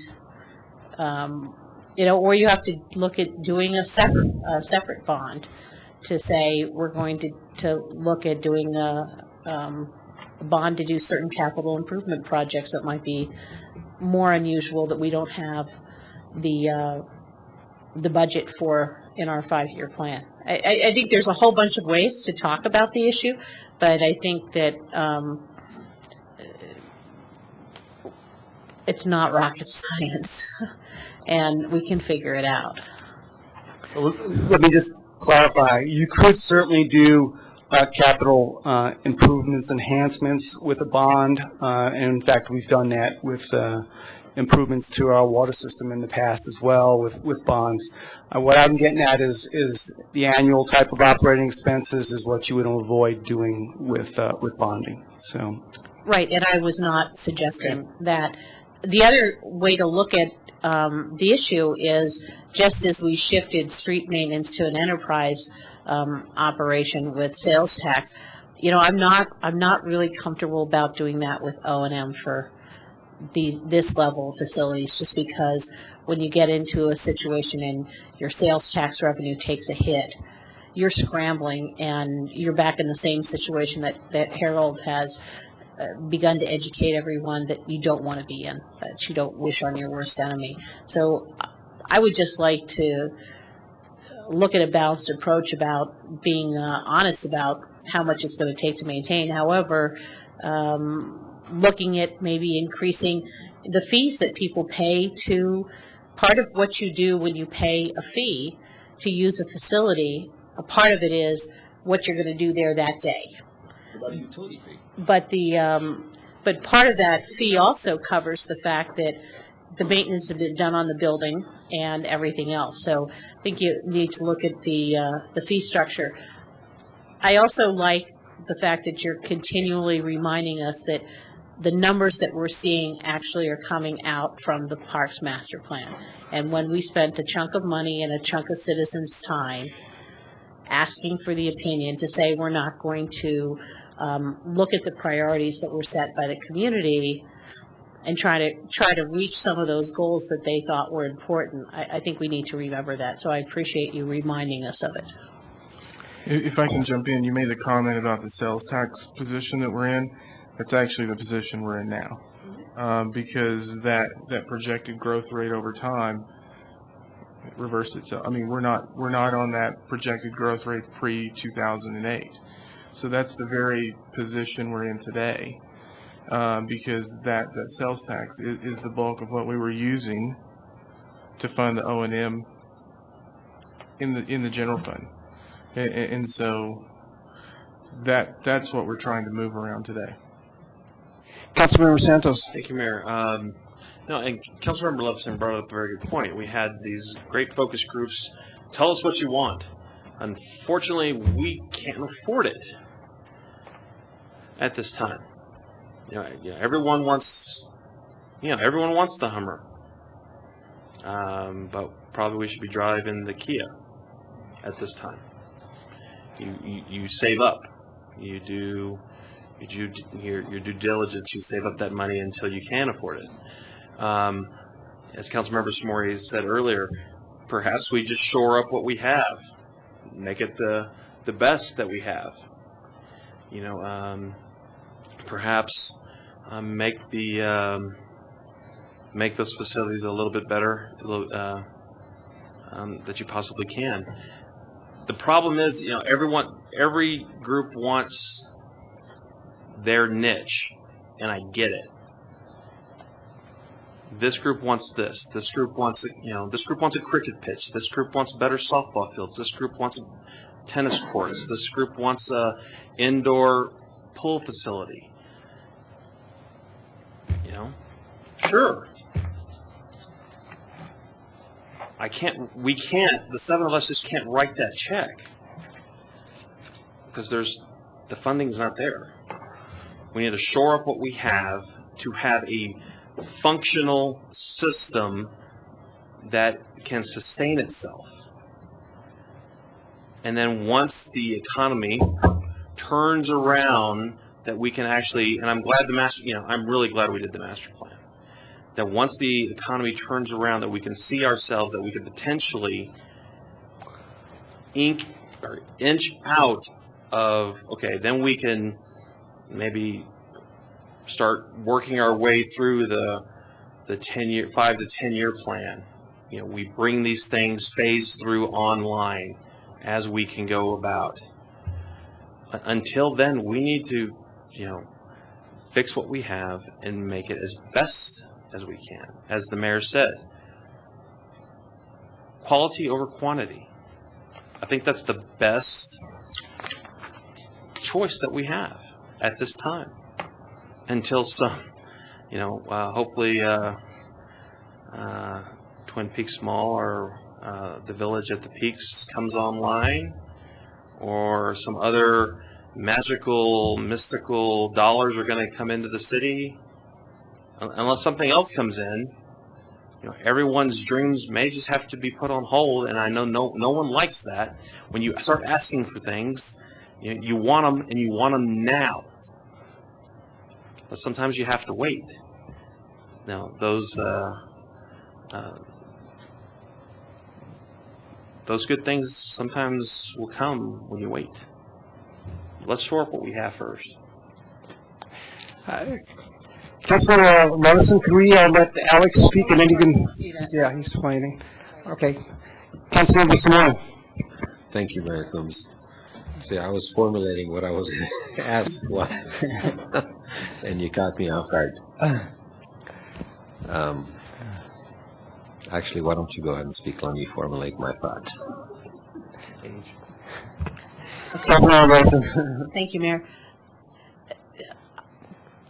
One piece I think we're missing if we're going to go down the path of keep what we have, keep improving it.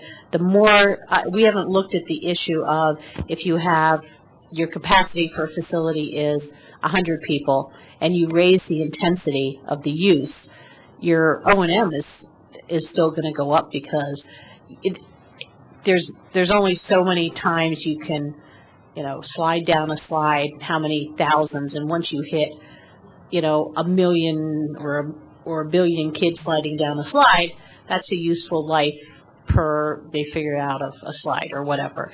So if you have fewer parks, they'll be used more intensively, which means you're going to have perhaps more intensive O&M, or you're going to have to start denying access to people, as they started to do in other cities, where if you want, in certain parks in New York City now, if you want to go to the park on Sunday and have a picnic, you pay an entrance fee.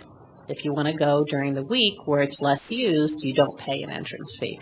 So we could end up looking at, to pay for the intensive use, restricting use by additional fees, because we just can't have that intensity. So I think that that's a piece that I'd like to see added on if we're going to say we're going to look at not using this fund to build new because we don't do the O&M. What is the balance then of the more intensive use of the other parks and facilities? And I think that that has been brought up in the issue of indoor swimming facilities, and I think it's an issue we have to deal with as well. Councilman Bailey. How are your thoughts, Councilman Spori? Do you want me to go ahead? You sure? Okay. I joked with Jeff. Is it Jeff Wilson, right? Email. Parks and Rec guy, Jeff. Friesner. Thank you. Yeah, there he is. I was going to tease you. You're in the back. I thought you were going to be back because you got to get your butt in here, man. Stop watching TV. Get in here. No, I remember something you said the first when we toured everything, and things like rec centers, swimming pools, etc. They have to provide 90% of the actual funding required to run them. Correct? So. Cost recovery. So technically that's not like a park. You know, we would have to figure out ways to squeeze out 10% rather than 100%. So just throwing that out there. So I guess this is what I would like to see from city staff. And I don't know if this is what you're asking, but this is what I'd like. Number one, I like the idea of 2B. I like 2B. I do too. And I think that we need to collect those fees and stick them in the bank. We continue doing 2B.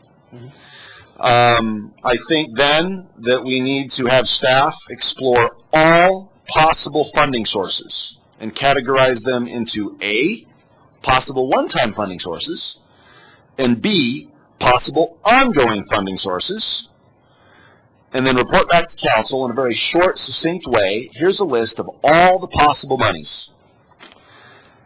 And then also let us know what other cities do regarding each of those options and say, this is how we can get some money.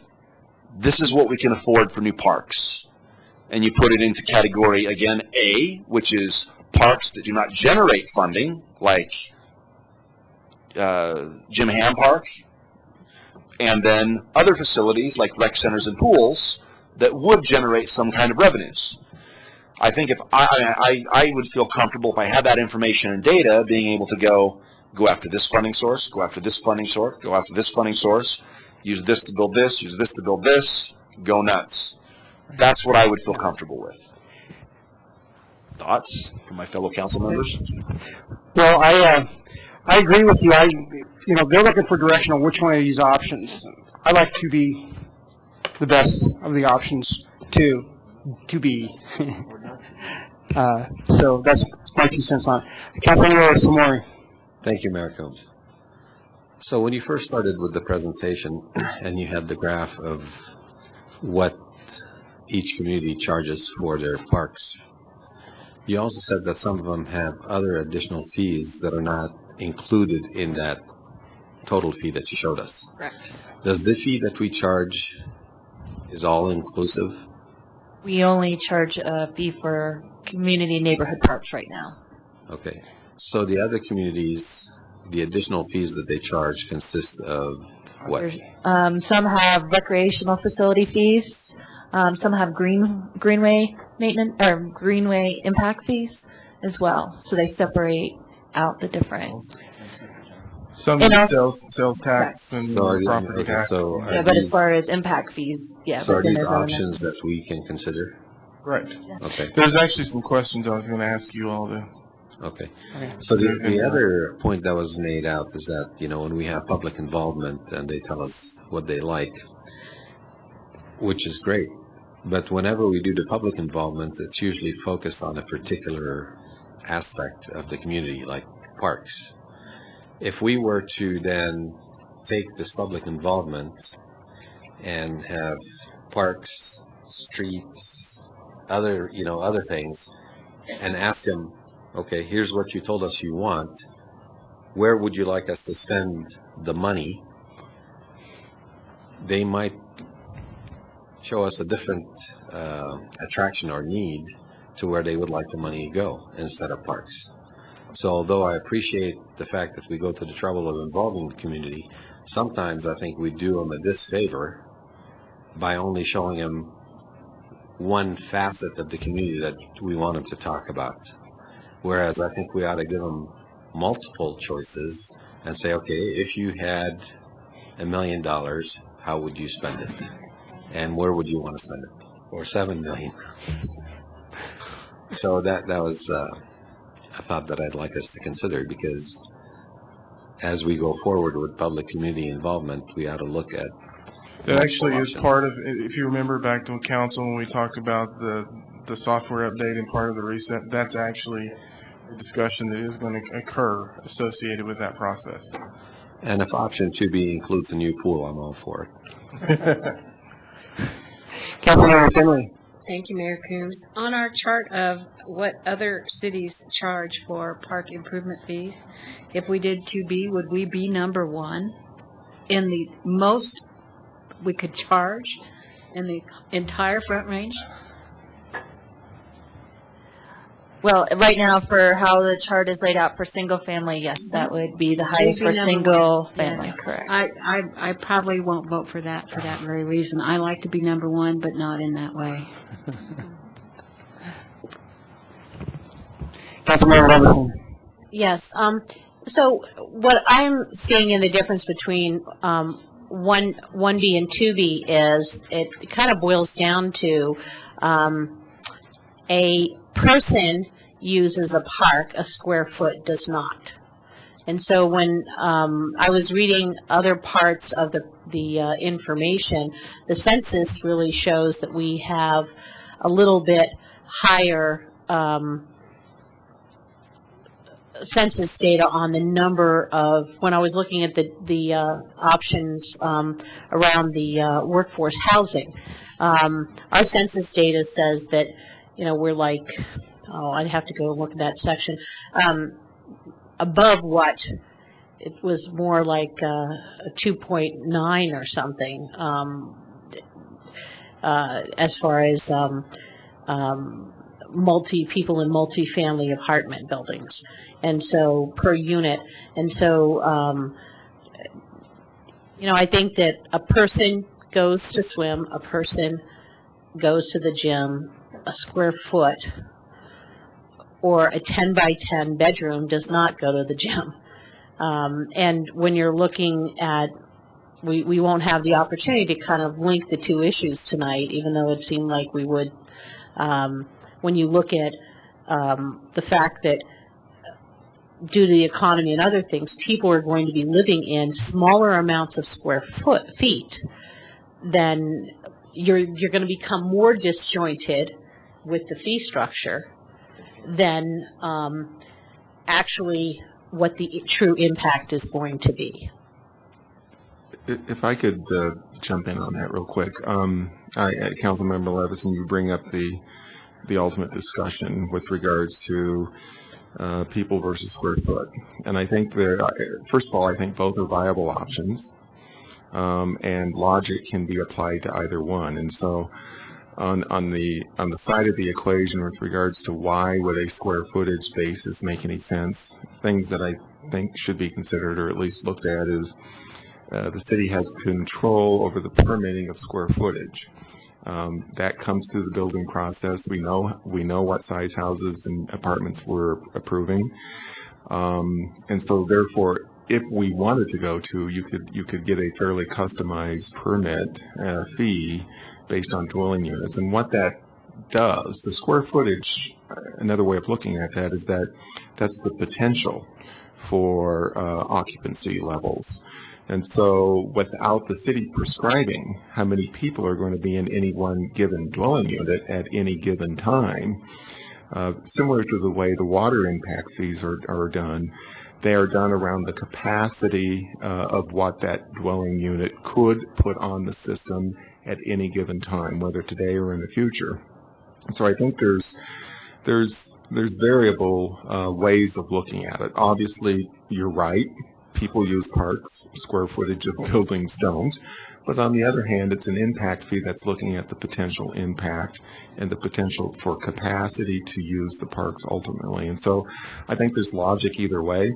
I think from an ability to also update your data, if we rely on the 10-year census, that in my head becomes a little problematic on the being able to update and keep the fee current. So we considered all those things, and so I think there's just logic on both sides. And I guess that my concern with the square footage, as opposed, 2B as opposed to 1B, is that it does not reflect the change in demographics and the way people live.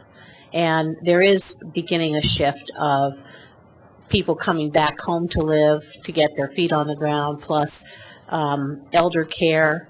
And also, the census data doesn't just happen once every 10 years. I mean, from serving on, the NLC Fair Committee, they do these other economic and demographic updates like about every 2 to 3 years. So you can, in my estimation, 1B might allow you more flexibility to adequately and fairly reflect the current environment and current times, as opposed to 2B, where you're looking just at square footage strictly. And frankly, I like, so, we can flesh out further what other demographic information is, not just the one-time census, that I think that the people-based is maybe the fairest way to look at it right now. And so I would support 1B as the option. And I guess I'll maybe move option 1B.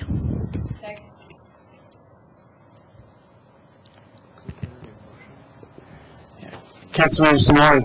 Thank you. Well, I was hoping that before we made a move to approve or give direction, that we would hold off until we got some definite numbers of what's available in the various funds that we can use, conservation fund, other funds, that we could apply to whatever costs that we can use them for. And then once we have that concrete information, I think we can make a smarter decision on which way to go. So I would ask if anybody that made a motion would retract it till we have that information.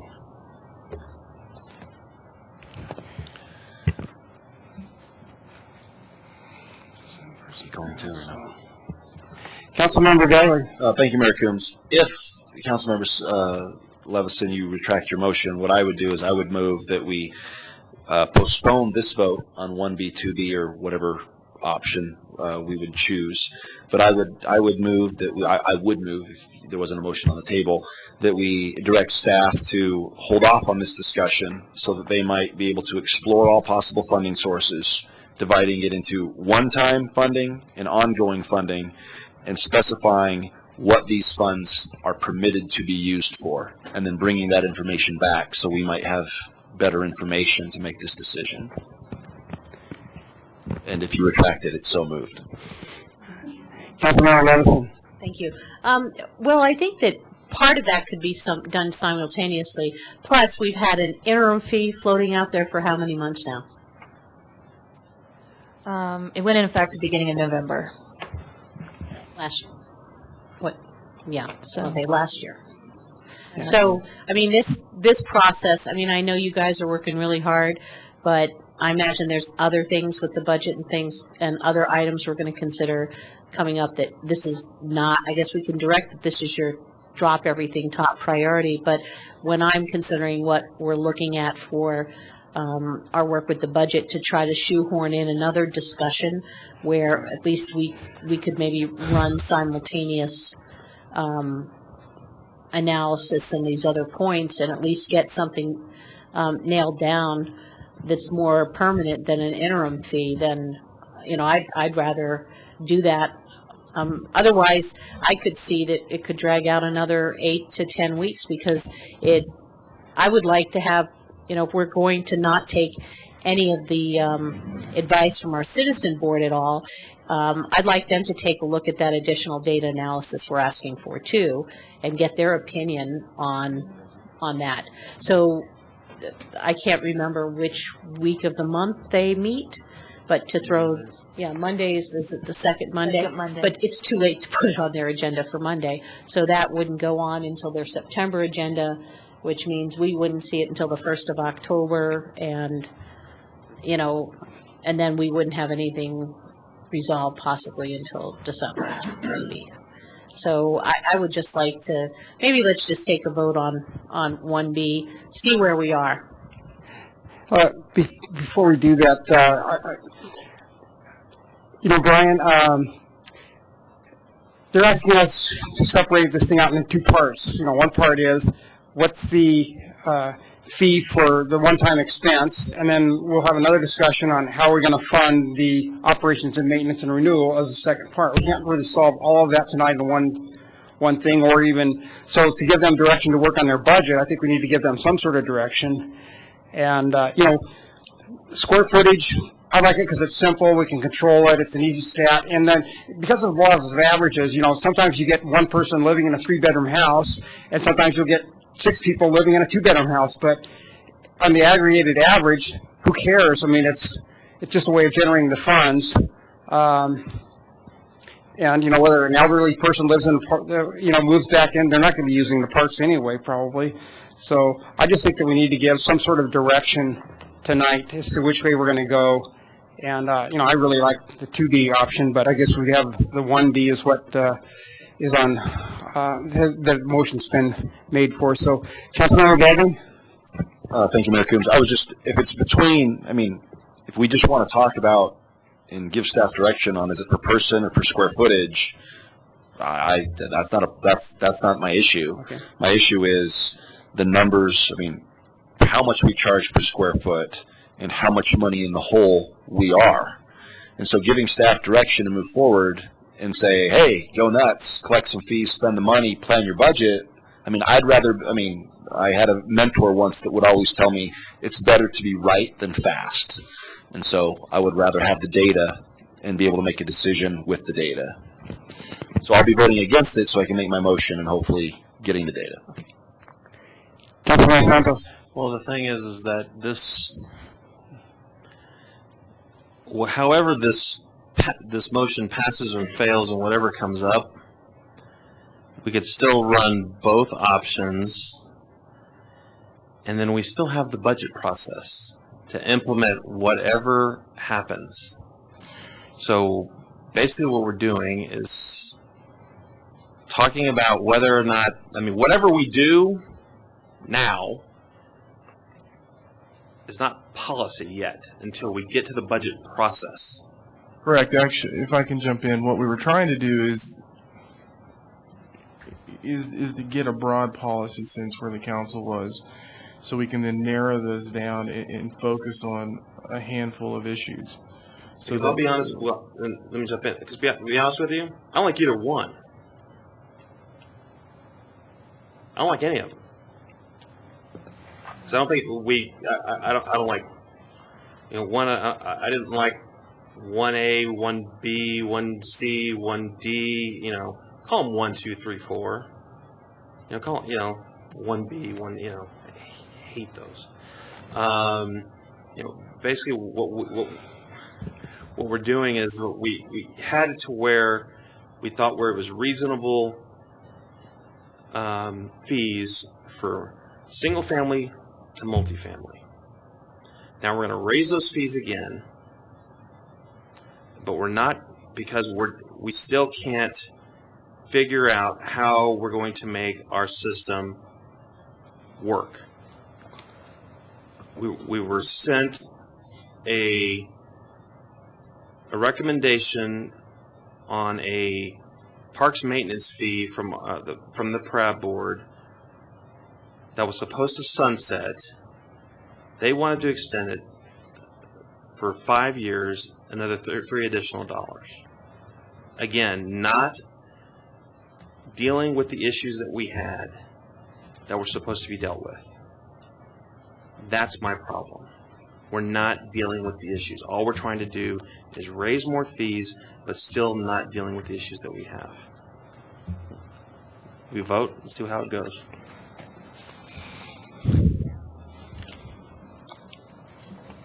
I didn't call a vote. Mayor calls a vote. Yeah. Okay. Okay, it fails.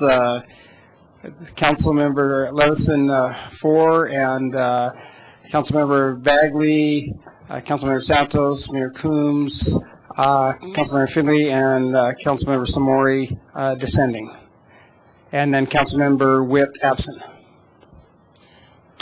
So the motion fails. Councilmember Bagley. Thank you, Mayor Coombs. I move that we direct staff to explore all possible funding sources, specifically giving us the information, A, what are the one-time funding sources that are possible for both capital improvement projects and ongoing O&M?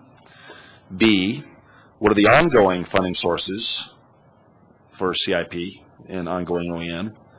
And then what can these all be used for, and what are the specifics? And so that's my motion. Councilmember Samori. I would like to make a friendly amendment and also have them come with a proposal on how we're going to do the maintenance long term. How are we going to where are we going to find the funds, or how are we going to create the funds or raise the funds or whatever you want to call it, that is going to take care of the problem long term as well. So it wasn't clear that was part of the motion. So yes, accept. So then I second your motion. May I jump in and ask a question? Sure. So one of the things that I think we need to assume in that analysis is that we're not going to see the growth rates that we saw going into 09, because I think that was what was driving some of that. And so what we're going to assume is a pretty flat growth rate in that analysis, because that's, I think, going to give us the ability to zero in. So my question to you all would have been, and this is for you to think about, is if we assume that it's a flat growth rate, what we're looking at is A, going in, so here are the options that we're moving through. A, going in and looking at reducing other operations within the organization to fund that delta. B, looking at some type of fee increase, which you mentioned in that. C, looking at some type of sales tax component, which is slightly different than the fee. That's where our mind is. And so what we're really asking is there, and you're saying this in the motion, that's where you want us to go. And that was going to be my question, is to say, here's what we need to look at, but we have to assume that we have a relatively flat growth rate. Because if we assume that it's too aggressive, we're going to be back in this discussion 5 years from now, 7 years from now. Councilmember Levison. Well, and I think you should also, let's throw in a bunch of creative options. I mean, we could start selling naming rights to the rec center. For 10 years, you get a corporation to put naming rights. There's one-time funds. That's been, you can buy and sell naming rights as a commodity. That's one-time funds. So you can look at those one-time funds that way too. So limiting it to what you said, and I also need to be sure that we get some reflection from staff around how possible some of this stuff is.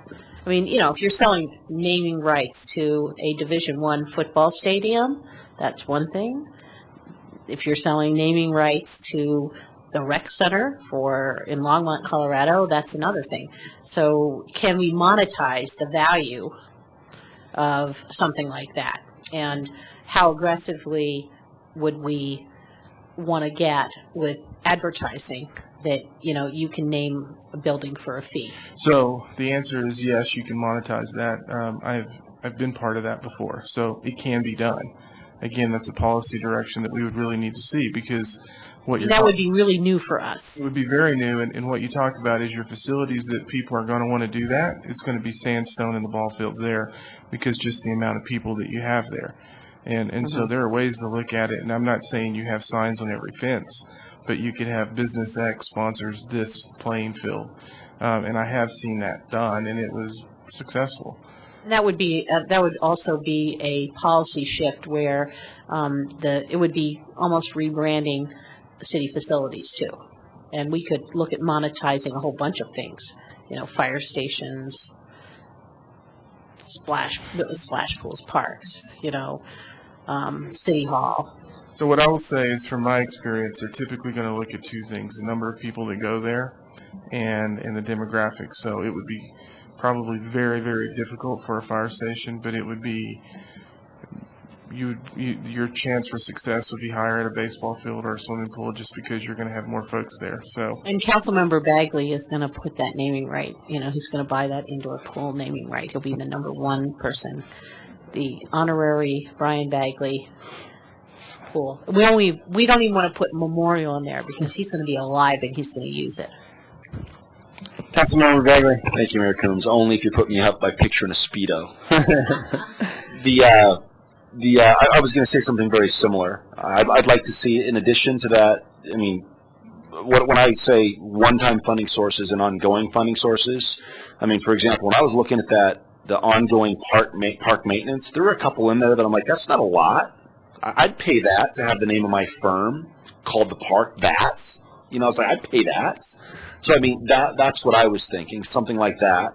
And then also the conservation, the greenway fees. They're going to be done paying for the greenway, and that will be some cash. So anything and everything possible. We're not saying that we're going to go. This isn't policy. It's just collecting data so we can then make a decision and set policy. So I think, and I'm just impressed. You're quite the little capitalist. You just don't Yeah. All right, let's vote.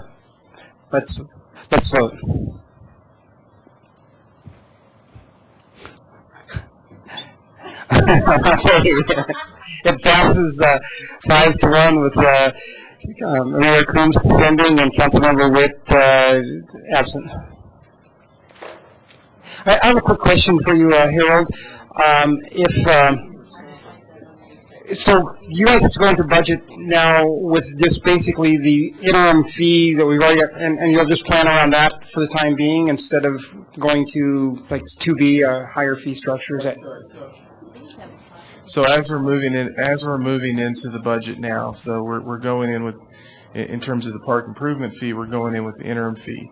In terms of the maintenance costs, we have actually removed the dollar fee that was generating $450,000. So we're actually, today we spent some time working on managing that $450,000 gap. Okay. And so that's what we're working on. So we're assuming that that's not in there, and the budget that we will present to council will be a balanced budget with that reduction in revenue included in it. Okay. And so what we're looking at are cuts within the budget to address that. Okay. Well, let's let Kim finish the presentation. Thank you, Kim. All right. Thank you, Mayor, Council. Just real quick, I wanted to give you an update from our meeting 2 weeks ago about inventorying park and parks. So we are moving forward with that. We do not have records readily available. So we're starting with a GIS, kind of looking at aerial, and then we have to go out and ground truth. And then a second phase, we'll be looking at conditions of those parks, but we'll at least have a cursory level for the master plan, and it'll be ongoing. Plus, depending on timing, if we ever, whenever we get to move forward looking at future parks, we would want to look at those pocket parks in that gap area to see if we even need to build a park. So, of course, we would want to look more at that time to see the condition of the park, if there's still amenities, and then just issues with, private property and ownership, obviously, as well. So with that, Joni has an item to discuss the land development code. Yeah, Councilman Larson? Before we leave the park improvement fee and the different options to look at, I would also like to take a look at some programs that we do. For example, giving us options, like if we went to doing Rhythm on the River every other year, would that free up money to not have to do a park fee? I mean, I'm looking at all kinds of, or if we cut back the number of free concerts in parks, would that, you know, I want to know where those shifts in priorities would be. And it might be interesting if the council could do a dot exercise to see where we all come out on those kind of priorities. That, I think it would just be an interesting exercise that would inform our discussion. I will say that was actually from the motion, that's any and everything that we were going to look at, and I will add to that I think one of the things that we've talked about is special events and how that fits into the equation. So, you know, that is something that's included in the list. Mayor Coombs, members of council, Joni Marsh, Development Services Manager. I know, I think it's been a month, several weeks. I haven't kept track of when we last talked a little bit about pocket parks in the Land Development Code. And there were some questions regarding the history of when the current standards came to be. And in your council communication, went back and found all that information and provided you with kind of the history and background of council's previous actions back in the late 90s and a residential development quality task force that put together a number of recommendations when we adopted the Land Development Code that's currently in place. And that is where the standards, the 1 acre per 100 units for single family and the 1 acre per 200 units for multifamilies came into play.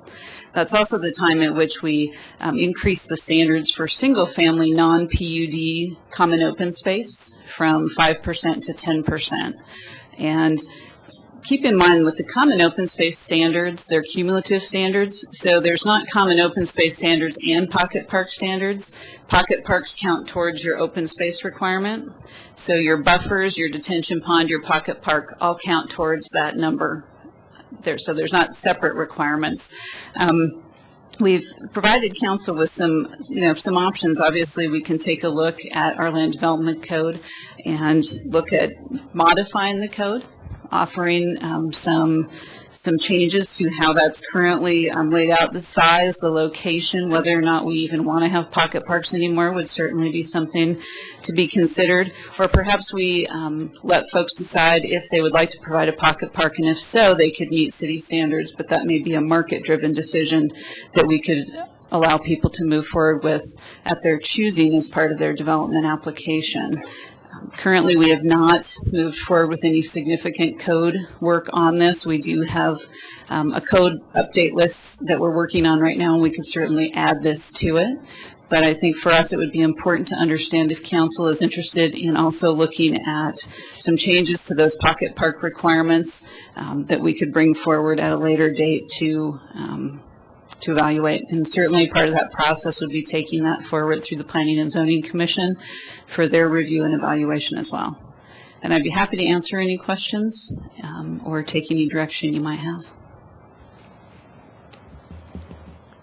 Councilmember Finley.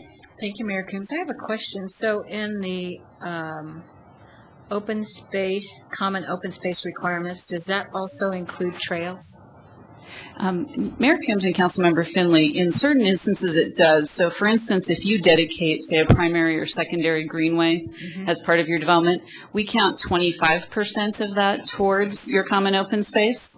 And I think that would be another standard that we could take a look at if we wanted to up that standard to give people more credit for that. That would be one of the options right now. I would Just be 25. in favor of that. Okay. I think we should look at that in particular.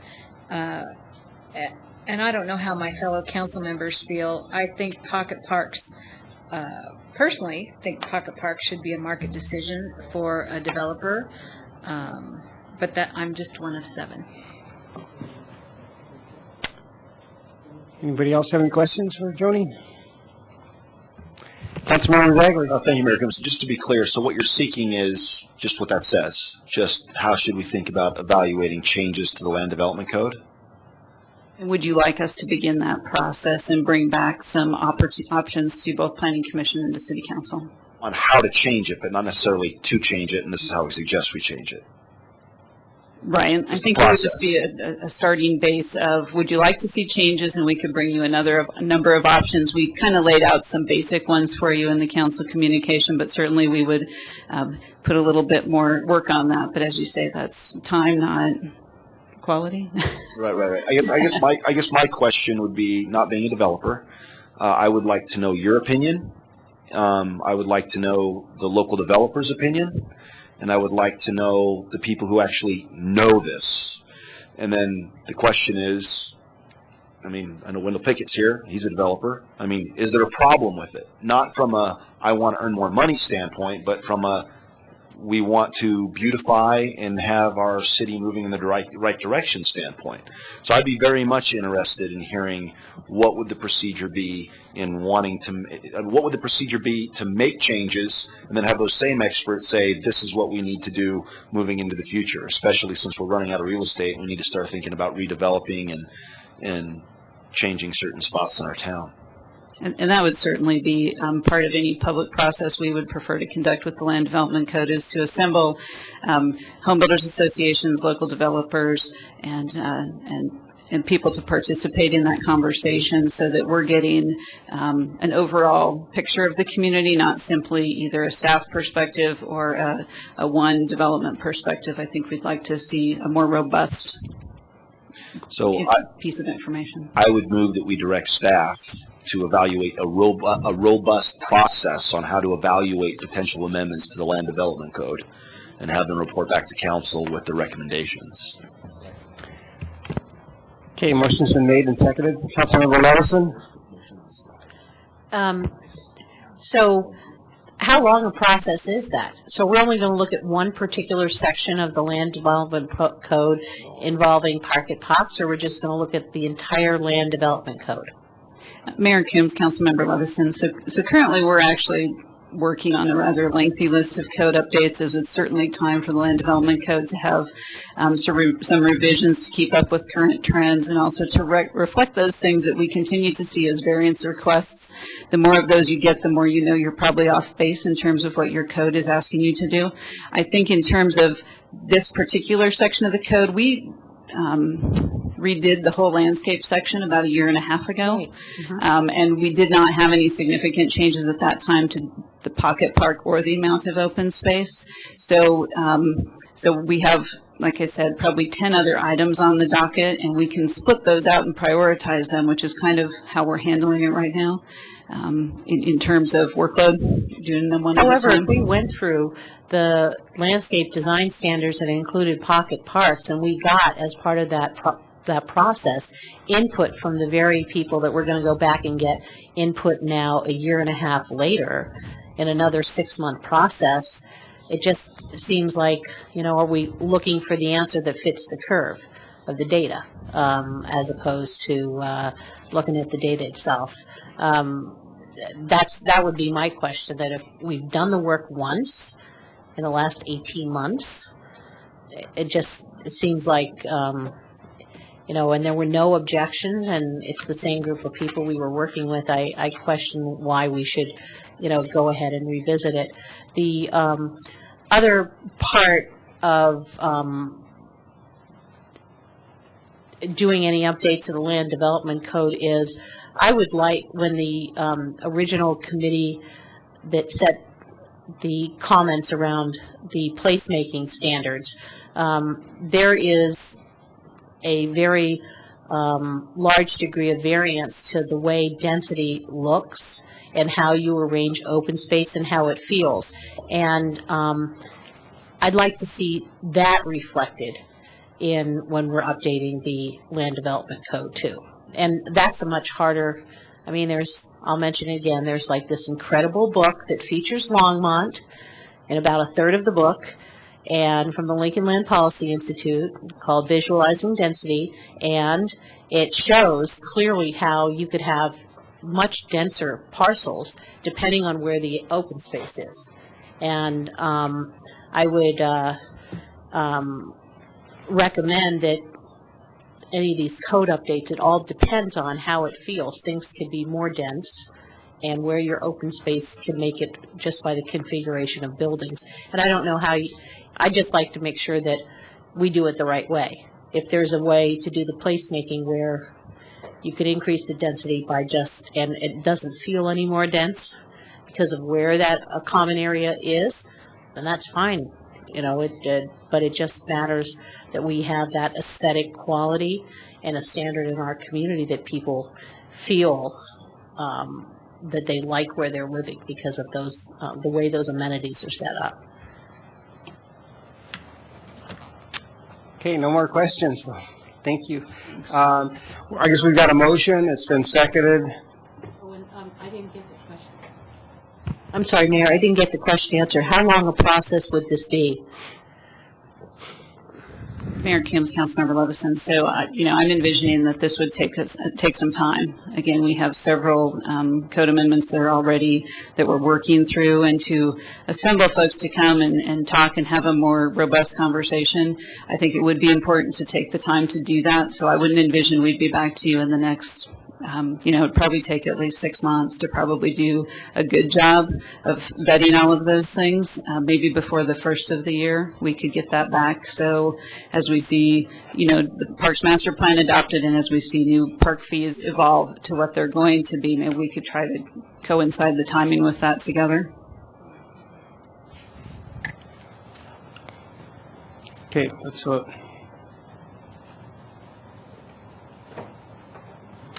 Okay, passes 6-0 with Councilmember Witt absent. So let's take a 10-minute recess.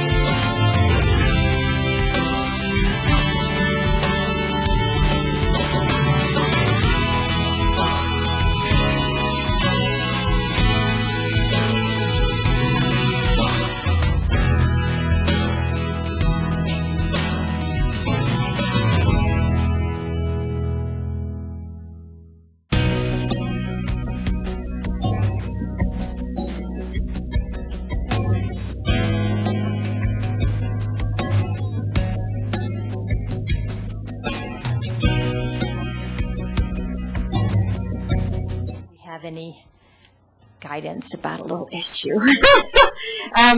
So that has to do with the funding for 2014. So quickly, what basically the two areas that we are assessing, and we as staff as well as the Housing and Human Services Advisory Board, is we are assessing really the how and what we fund with our Human Service Agency funds. We have, the council right now has a financial policy of 1.6% of general fund revenues that are set aside each year for contracts with nonprofit human service agencies to help serve some basic needs in our community with some of our most vulnerable residents. And so one question certainly that council had last year is so that 1.6 million, or 1.6% slip,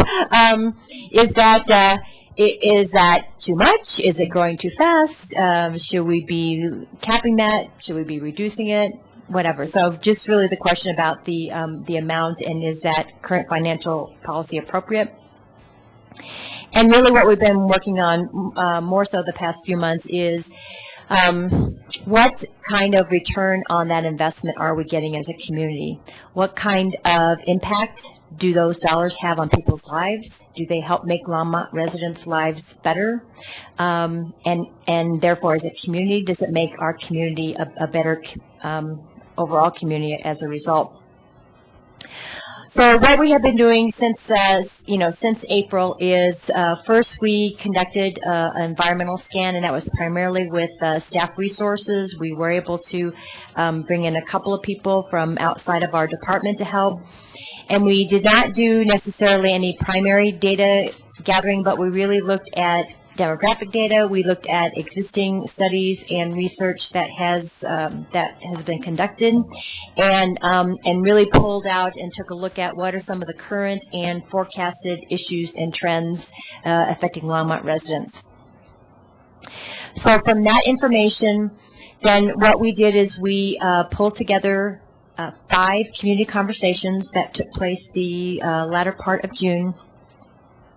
And we had approximately 130 people from the community to attend those sessions. And really what we asked them were their opinions and from their perspectives about what they think some of those issues and trends are. We shared with them what were some of the issues and trends that we uncovered in our environmental scan. And then we asked people to do the, I think as Council Member Levison alluded to, the dot voting exercise to really help to start to flesh out some priorities. And we asked people to give us their priorities based on what they think some of the most compelling issues were. What are some of the issues that if the city funding could really have an impact, it would help move us much further as an organization. It would really make a difference in our community, or it would really kind of bend the trend on some negative trends that we are seeing. And then the third was that we asked them, are there, which of these issues maybe would be the most important to accomplishing council's vision for our community. And you're still working on that vision, but it was also one of the things that you had talked about with staff early on is that, shouldn't we also consider how to invest those funds based on what the overall vision is for our community? So we really talked about that more as, are there certain issues that would be important for us to address as we continue to try to make Longmont the most thriving and vital community possible. So we included in your packet the results of all those dot votes. And that information we have shared with our Housing and Human Services Advisory Board. They're starting to take a look at that. They looked at that data at their July meeting. And we'll continue to review that information at their August 15th meeting, which is coming up. What will be happening tomorrow night is we invited all the folks that attended the community conversations, and as well as continue to encourage other people to attend a deliberative dialogue session that we're having tomorrow evening from 6:30 to 8:30 p.m. at the Longmont Senior Center. And what we plan to do during that session is we are asking the community to engage in kind of a policy trade-off discussion, and asking them if we are going to present 3 different approaches to how we currently allocate funding right now. It's not that we're going to throw out the old way of doing of the what we kind of call distributed funding, but if we were to look at some new approaches, here would be 3 of them, and tell us what you think about what would be great about these approaches and what might be some trade-offs or some consequences of those approaches. And we included that information in your packet in general, but those 3 approaches have to do with, what if we focused more funding on prevention, on trying to fund services and programs that prevent negative outcomes from occurring in the first place. The second approach that we will also be discussing is, so what if we did concentrate city funding on, maybe a few issues, 1 or 2 issues, that if we really could do something about those, it would really help us to change and turn around what a negative trend has been in our community. And then the third is, if we were to look at, and in some of the data that we had in your packet, is that there were several issues and trends that came up in our conversations that it seemed like they kind of had a thread that ran through a lot of different areas. Bless you, Councilmember Bagley. And so what if we address some of those underlying issues? We heard mental health a lot. We heard substance abuse. We heard housing, that it's really hard for people to make progress in their lives in these other areas if they're really struggling with some of these more difficult and complex issues. So we are, that's really what we're doing tomorrow night as far as our dialogue with the community. And we're asking them for pros and cons. So we're asking them to wear their council hat. So if you were city council members, and you all have to do this all the time, you have to weigh what are the trade-offs for everything that might be great about a policy. There's often a trade-off that's maybe not so great for some other group. So that's really what we're going to be asking them to do. And all of this information is coming back to the Housing and Human Services Advisory Board for their decisions, or really for their recommendations to bring back to City Council on the 27th of August, really about what approach would they recommend for city funding of nonprofit human service agencies in 2014 and beyond. We plan to, the other thing that we're kind of throwing up at the agencies is that we are implementing a new online grants management system. And so it will be, again, with the city of Boulder County, and the city of Longmont. The 3 entities went together, and we will be launching a new grants management system that will help us do a much better job of tracking outcomes and comparing what's happening in the different communities throughout Boulder County. So our intent is to release those applications, or release that process for all 3 entities no later than the middle part of of September. So we're on a pretty fast time frame, and we're hopeful we're gonna get it all done. So you might be hearing from some of the agencies. I think you're starting to see some letters in the editor. You might be getting comments from agencies, and so they're with us. They're involved in the process. They're giving us their input, and but certainly some agencies have, they're concerned about which way we might be headed in the future. But we're trying to make sure that their voices are heard and considered. So so I guess, are there any questions about kind of what happens next, or the process that we have been using, before I ask the next question? Councilmember Larson. So so you had 3 meetings and a total of 130 people. We had actually 5 5 conversations. Five conversations.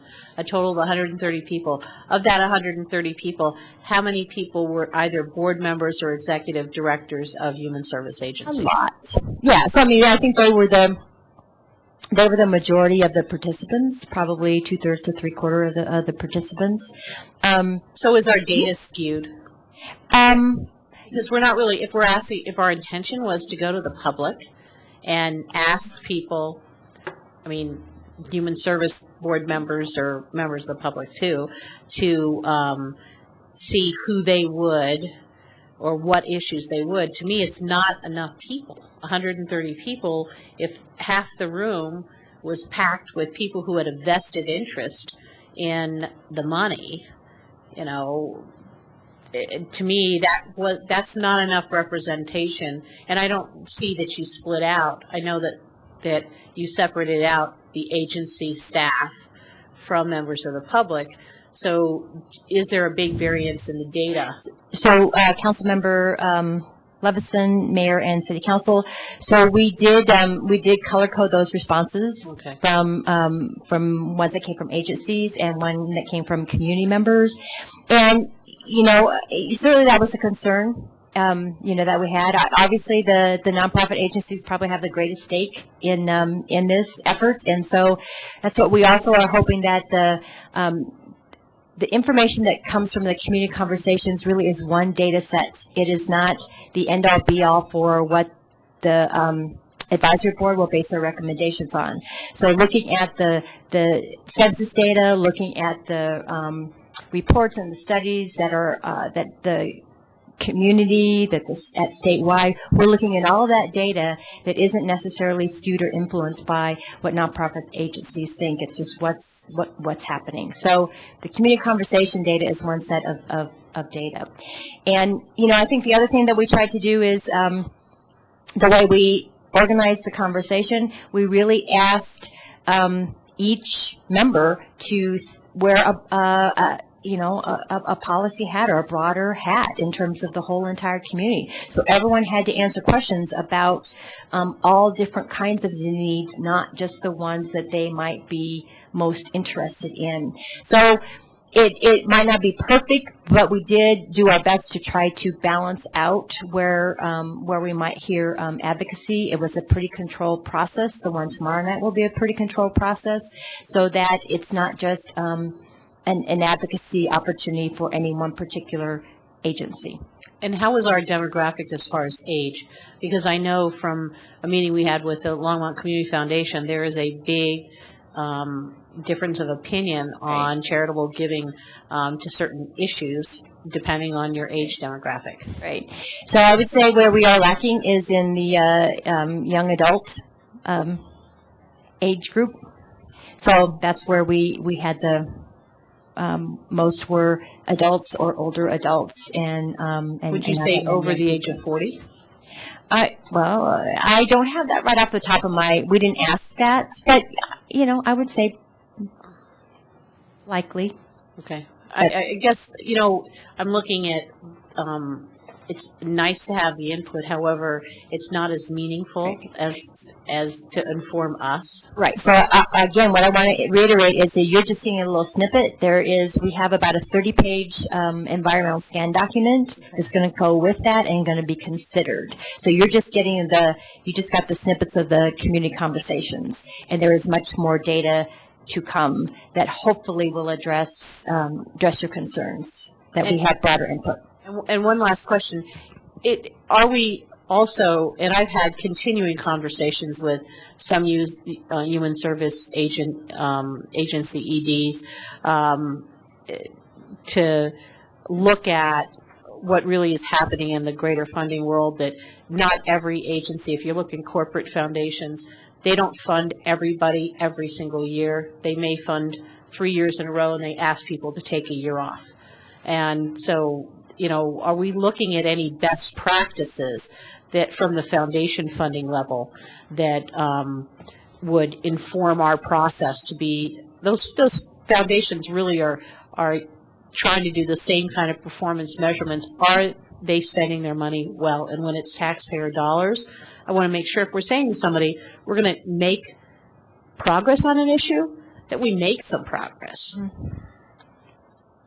So the council and mayor, so the approaches that we are discussing tomorrow night attempt to, and they reflect some real changes in approaches for how we fund. So if we talk about, for example, if we, and I'm making this up, all right? So if we took, say, half of the amount of money that we usually, that we have available to fund nonprofits, and we move those into maybe 2 or 3 key issues in the Longmont community. And we would look at doing that for an extended period of time, and we would measure that. So that is one of the approaches that we're talking about. So the only one that's not on the table for discussion, but again, we're not going to throw it out, prematurely at this point, is the way we've done business in the past. We kind of know what that yields us. But what we are doing is looking at different ways of really trying to make more of an impact on the public's investment. And measure the impact, because I think that's where we're struggling now, is measuring that. And having the new online grants management system is a great, dovetail to that process, and being able to do measurement that we have not been very successful in doing before. Councilmember Samari. Thank you, Mayor Combs. Following up on the demographics of the people that attended the meetings and the 5 conversations that you had, if we discount the organizations themselves, how many of those people that attended from the community were the same at every meeting? Councilmember Samori, they were, the people were not the same. So I would say that some of the people represented, the same organization. So there might have been organization X, and they had volunteers and board members and staff that attended different meetings. But I think maybe there were 2 or 3 people that chose to go to more than one meeting, but generally that they were. So you had a good representation. Right. Okay. Thank you. Councilmember Bagley. Thank you, Mayor Coombs. I've had the opportunity to speak with a couple of first of all, I'm the liaison to the Housing and Human Services Advisory Board. And so let me do a little bit of liaisoning. Is that a word? Anyway, I'll Google it later, like usual. I will Google it later and let you know that, yes, it's a real word. But anyway, so I get the impression when I'm talking with these executives that they're worried about losing their funding like that, meaning that, oh my gosh, if we do away with the 1.6% of the general fund, how am I going to plug that $50,000 or $15,000 hole in our budget? I guess on one hand, just addressing that concern as you're moving forward, Ms. Roney, is people should remember that there's no guarantee. They have to, every year, they have to fill out the application and they have to file. And it's very possible that we do go to, maybe you can't apply every year. But that said, the process we've been using have led people to rely on it, and it could have a detrimental impact to our nonprofits here in the community if we just change midstream. So just something I'd appreciate it if you keep that in mind. Also, as the liaison, attending the meetings and seeing the work that both Kathy, Karen, and the volunteer board are doing, they've been working their butts off for a year. And so this is definitely not something I'm looking forward to seeing the results, because they're really putting a lot of effort, a lot of thought, a lot of time.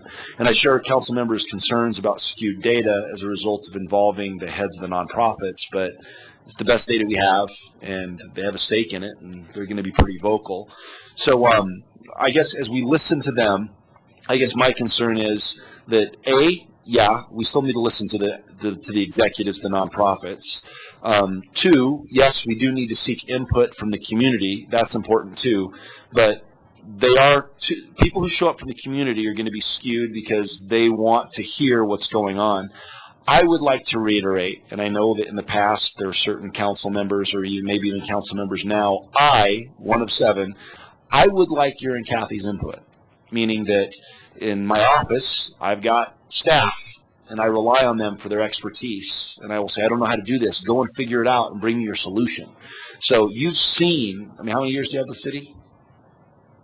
Few. A few decades, Couple. 30, what I mean, Couple a lot. decades, yeah. So you've seen nonprofits, you've seen the process, you know the people on staff that have observed these things. I would appreciate your opinion as you filter through all this data and work with the board.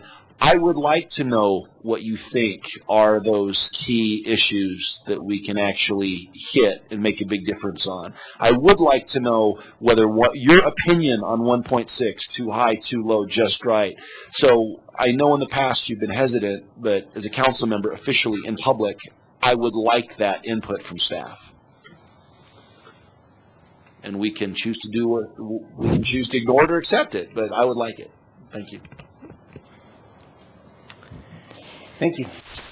So just to reiterate that we are again looking at lots of data sets and staff certainly is weighing in with the advisory board on our opinions and how we're interpreting, I would say, is the way I would put that. So again, we are grabbing everything we can get our hands on. I think some of you have been involved in the conversation with the Longmont Community Foundation in regard to the work that they're doing. So Eric and I have been staying in contact, and I have the latest results of their work. So we really are trying to study this issue from as many different perspectives as we can. So, and if I can point out with the data set that they're putting together at the Community Foundation, that is actually tapping into a different demographic than is attending the meetings. And so they're getting information from various special events. So when we talk about the folks that are attending the meetings that we're scheduling, yes, there may be some issues where that demographic may be pretty narrow.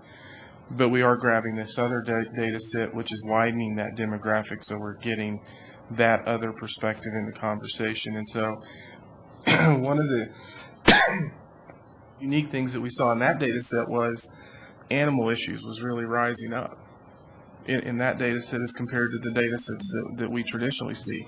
So that is coming into play. Councilmember Finley. Thank you, Mayor Coombs. I am not as concerned about the skewed data as others might be because, quite frankly, those are the people who actually know the issue. They know that issue better than my neighbor who, works at IBM and doesn't really donate some money to some nonprofits, but doesn't really work in that arena. So I appreciate that those people took the time to put in their expertise into this process, and I think you guys are doing a great job in dissecting this, and I really look forward to how it all comes out. And I too would like to hear your perspective because of your expertise. Councilmember Santos. Thank you, Mayor. I have some hesitance about staff over. While I think staff perspective is great in giving perspective, I don't want to run roughshod over the advisory board. Occasionally, and I've seen, council communications in the past where council communications written by staff can be very one-sided. And I would really hate to see that come through any documentation that we get. That's my concern. Because sometimes things can be driven by staff. I'd really like to see this be driven by the board. And I do have some hesitancy of how the data sets were how they were derived, and how they might be somewhat skewed. But as Councilmember Finley said, these were the folks that came, and yes, they do have vested interests. But until we see the full presentation, I'm really interested in seeing how this is all developed and how the advisory board takes it, choose the data. As Councilmember Bagley says, I need more of the data so I can actually make a really good informed decision. And I think absolutely that's a shared interest of the advisory board and the staff and certainly of council and the community. Well, I think one thing that Harold mentioned that really resonated with me is being able to measure an outcome from how we spend our money, because you'll never get what you can't measure. And I think that's a real important aspect of whatever we do. We need to have some parameters of how do we measure success and failure, because nobody likes to spend money if we can't figure out is it helping us or not, or how much it's helping us. So that's a good point. Councilmember Levison. And in conversations with people, one of my frustrations for several years has been the 1.6 formula. It doesn't have any relationship to need in the community. So, for example, if we would not have a 1.6 and say, just like every other budget item, you know, we're going to decide what need there is that year in the community. And I'll give an example of, you know, at the height of the crack cocaine crisis, if people would have, leaders might have dropped everything and put a ton of money into law enforcement, mental health, rehabilitation, the long-term societal effects of having babies born that were born of crack mothers, and the long-term needs of those children who might have been disabled and certainly affected by the drugs their parents took.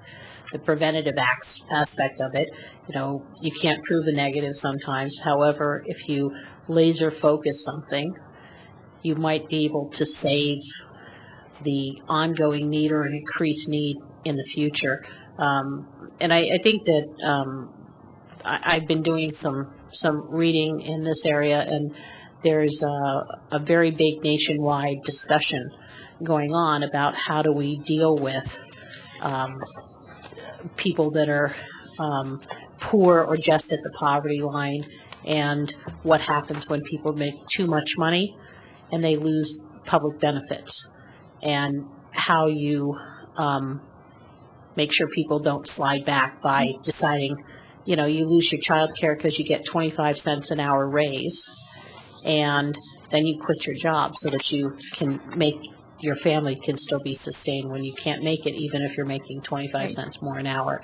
And a lot of, you know, do we focus on getting people self-sufficient, and what will it really take? And I don't know,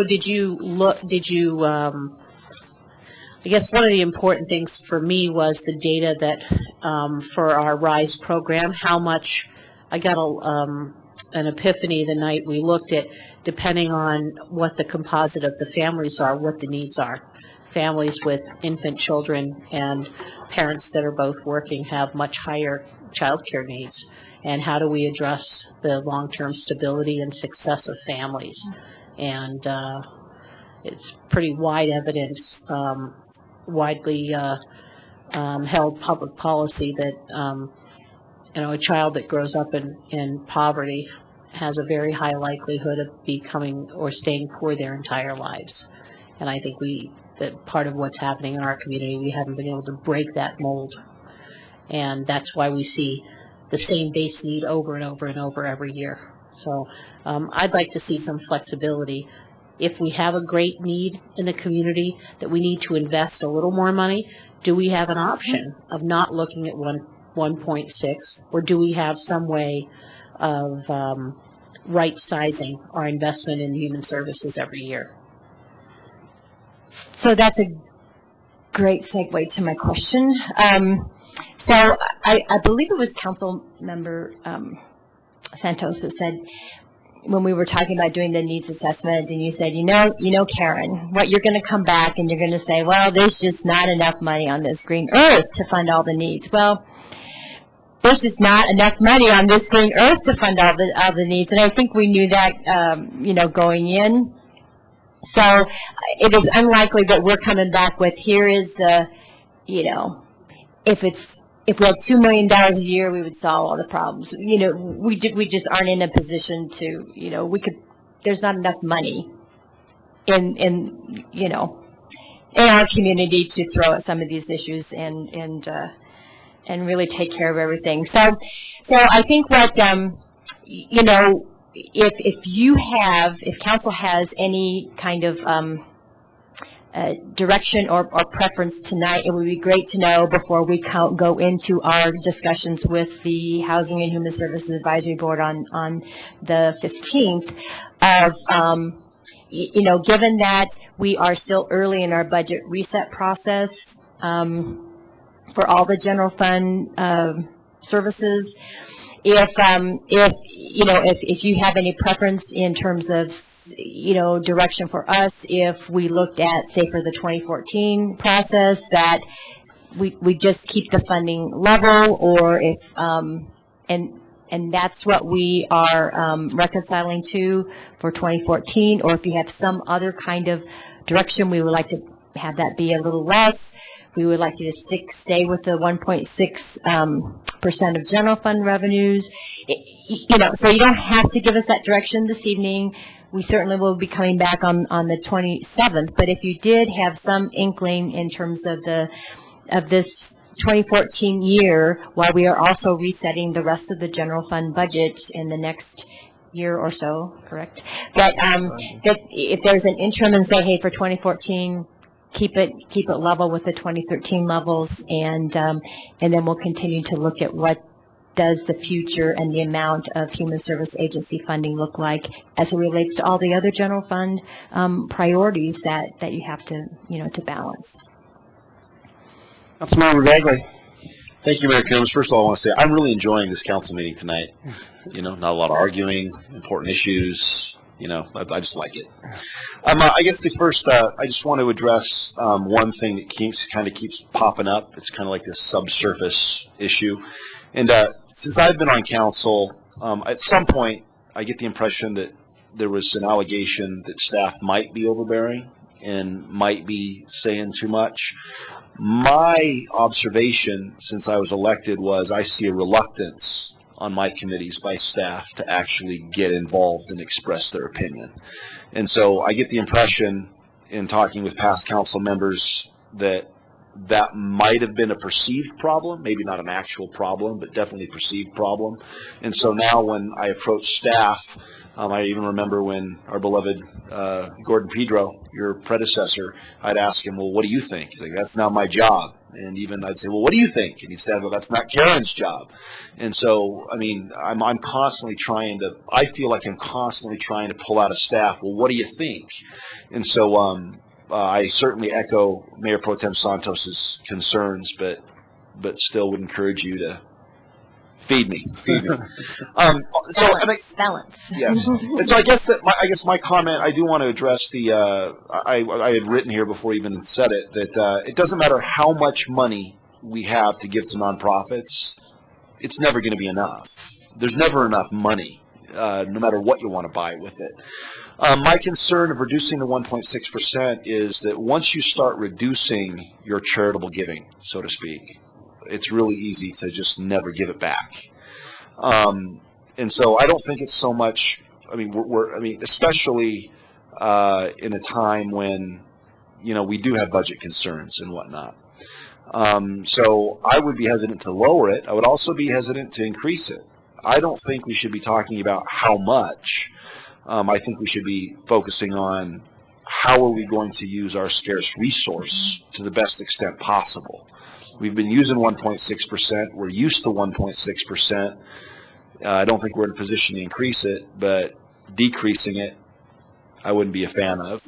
Going to the question of do we want to use a percentage? The brilliant thing about a percentage, whether it's a flat tax or whether it's tithing for your church, is that if you earn a lot, you're given a lot, and if you're earning a little, you're given a little, but it's still always forcing you to say, I'm giving the same, you know, per capita, you know, pro rata share that I'm always giving.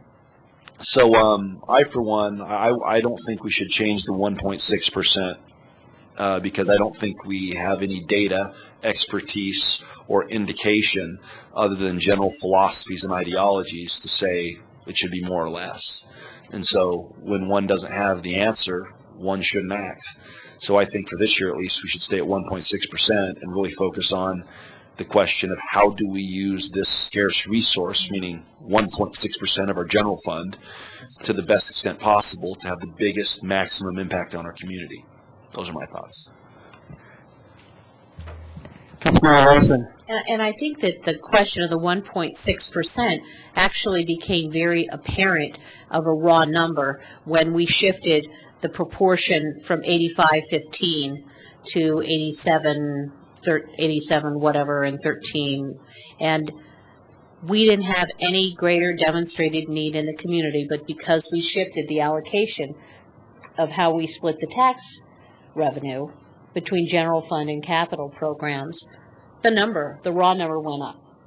And so that brought into question for me, if our general, say for example, we shift a bunch of stuff out of general fund and we go back down to 85%, or even we lower it to 80%, then that 1.6% raw number continues to shift down into a lower, higher, raw number. And what the nonprofits are looking for is that raw number. They have gotten used to $1 million. It used to be around 900,000. And again, I think that there is some wiggle room for the city to decide. We may want to look at just allocating a number, or frankly, for this year, if we just say there is no number, what would every agency really come with? If we were going to say to them, what is the number to attack the problem that you provide services for, that we could have, as the mayor said, a measurable outcome that we're going to affect. And we may have to look at, again, 1 year, we're not going to have enough data from 1 year. And to say, if we were going to prioritize, could we make headway on XYZ issue in Longmont? The other question out there that we have not addressed is we don't have any kind of address means test for the money that we spend. And I know that when we spoke with the Boulder City Council and realized that they spend a lot of money, and we spend a lot of money, and the county does, but the rest of Boulder County doesn't. I think Councilmember Santos brought into question how many people are we drawing in from Louisville, Lafayette?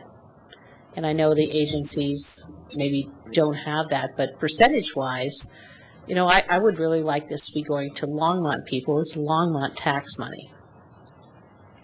And again, if I can just comment, I think we do have that data, and yes, the majority does go to Longmont residents, and by having a shared management system that we're going to have with the 3 entities that do fund in Boulder County, at least from the government perspective, we will be able to have much more data and information. So I think we're on the right track, and because we know that all of that is really important. It's very important to make sure that City of Longmont Investments comes back and really helps in the way that you all would like for it to help and make a difference. Councilmember Sonora. I guess what I would ask is, what are the most critical services that are needed that the organizations that we support provide? And I hope that no organization takes this in the wrong way, but are there organizations that could get funding elsewhere and still provide the services that they need, where we could increase funding to other more critical organizations in the community? So do we have a priority list of the top 10 organizations that do the most good in the community? And I'm just using that number as an example. It could be top 15, could be top 20, they could all be critical, but do we know? Because I know when we give money to organizations, we have some kind of an agreement where we need to get services and we need to get proof that those services have been provided. So every year, do we get 100% performance out of each organization? Councilmember Samori, I mean, I would say that because that is part of their contract, they do have to tell us what outcomes that they are attempting to measure and the number of people served. And I would say 95% of the cases, the agencies meet or exceed the scope of work that's part of their contract. So one of the things that one of the approaches that we would be looking at is, so the agencies tell us what they're going to do with the city money. One of the things that we are looking at is we flip that and say, these are the outcomes that we want for our community, and this is what we're going to fund, and you tell us if you're going to be able to provide the service for that outcome. So we are trying to look at prioritizing what are the important needs, and and the agencies that we are funding have the capacity to deliver. And maybe we are more proactive in saying this is what we want to see happen in the community versus the agency saying this is what we'll tell you we can do with your money to address hunger, for example. And I think that's what we're trying to get to is what are those significant issues and then what really impacts those. That's one of the options that they're working through in that conversation. Okay, no further questions. So it sounds like we will continue to, flesh out the number, come back with those recommendations, and I think the other thing that's important, one of the council members mentioned that, is that what we would imagine is that as part of our recommendations, we would be looking at some kind of transition plan. So if indeed Agency Y was not providing a priority service, for example, that we have identified for our community, that we think it's important to try to look at some kind of a phasing or a reduction, so that I think, as Councilmember Samori said, is there some other resource that's out there? I think all the agencies would say, no, we need the city's money and no one else can help us. But part of the community conversation, we did ask for agencies to identify, besides giving you money and looking at all the other roles that cities can play, what are other ways cities can support what you do besides giving you money? And so, we have some of that information, so it might be that there are other ways that we can provide support, but I would say they all would prefer to have monetary support. I have a specific question because I think this helps us too. When we talked about the dollar amount, we kind of danced around it, but my question would be very specific. Is it the dollar amount that's the key to the discussion? Or is it the percentage that's the key to the discussion as we look to the future? I like the way that Brian stated it so eloquently when he was liaisoning back to us.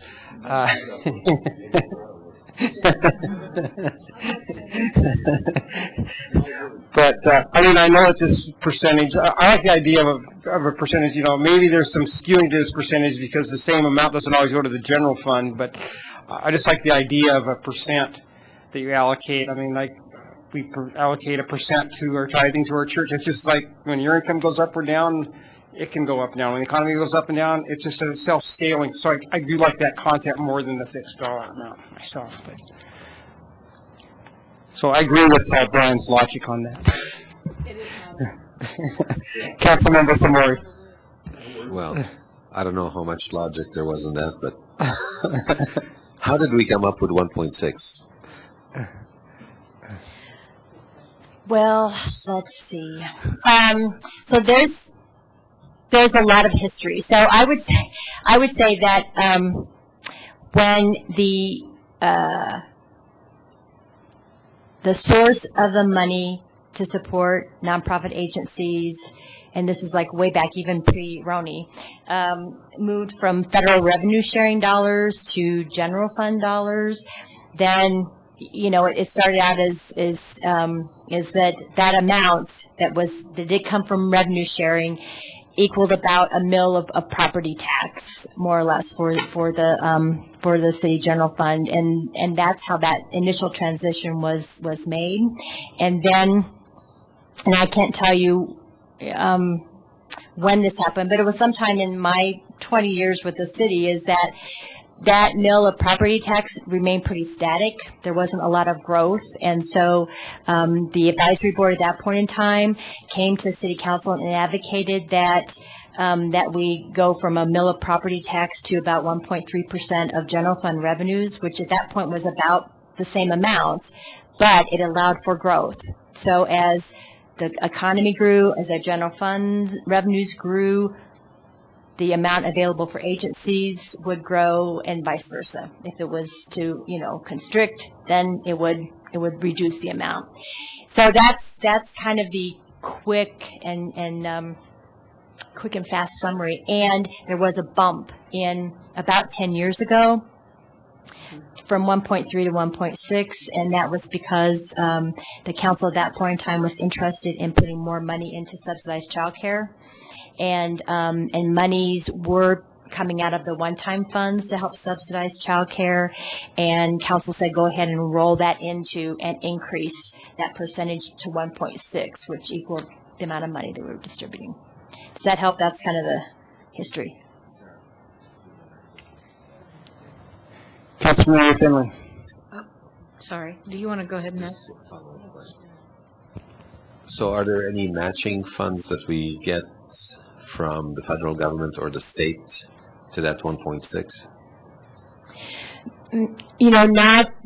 Not directly, but certainly when we look at all the other sources that come to support those agencies, you see that the city's contribution is between 1% and 5% of their overall agency budgets, and so it's certainly, they get a lot of additional money from state and federal governments and other sources. So I would say indirectly, absolutely.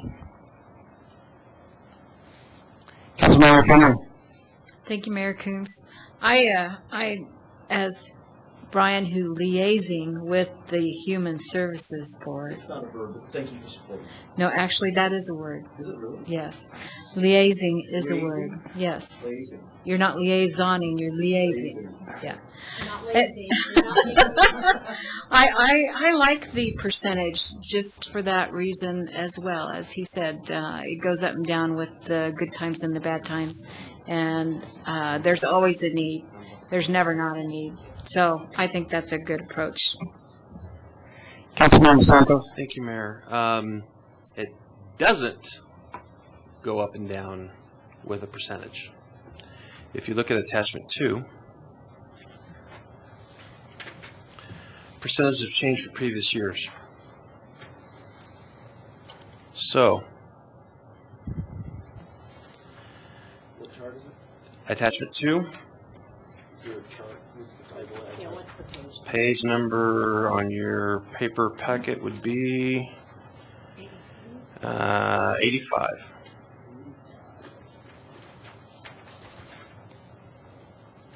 Right, and that's a modified chart. I think we showed this to council earlier to try to address some of those issues. So, go ahead. I'm sorry. I'm just going to say general fund total. If you look at the sources of general funds, and if you go to percentage change from previous years, general fund. If you look at 2006. 2006 changes from previous year 2.61%. So it went up the total for human service agency funding went up 2.9.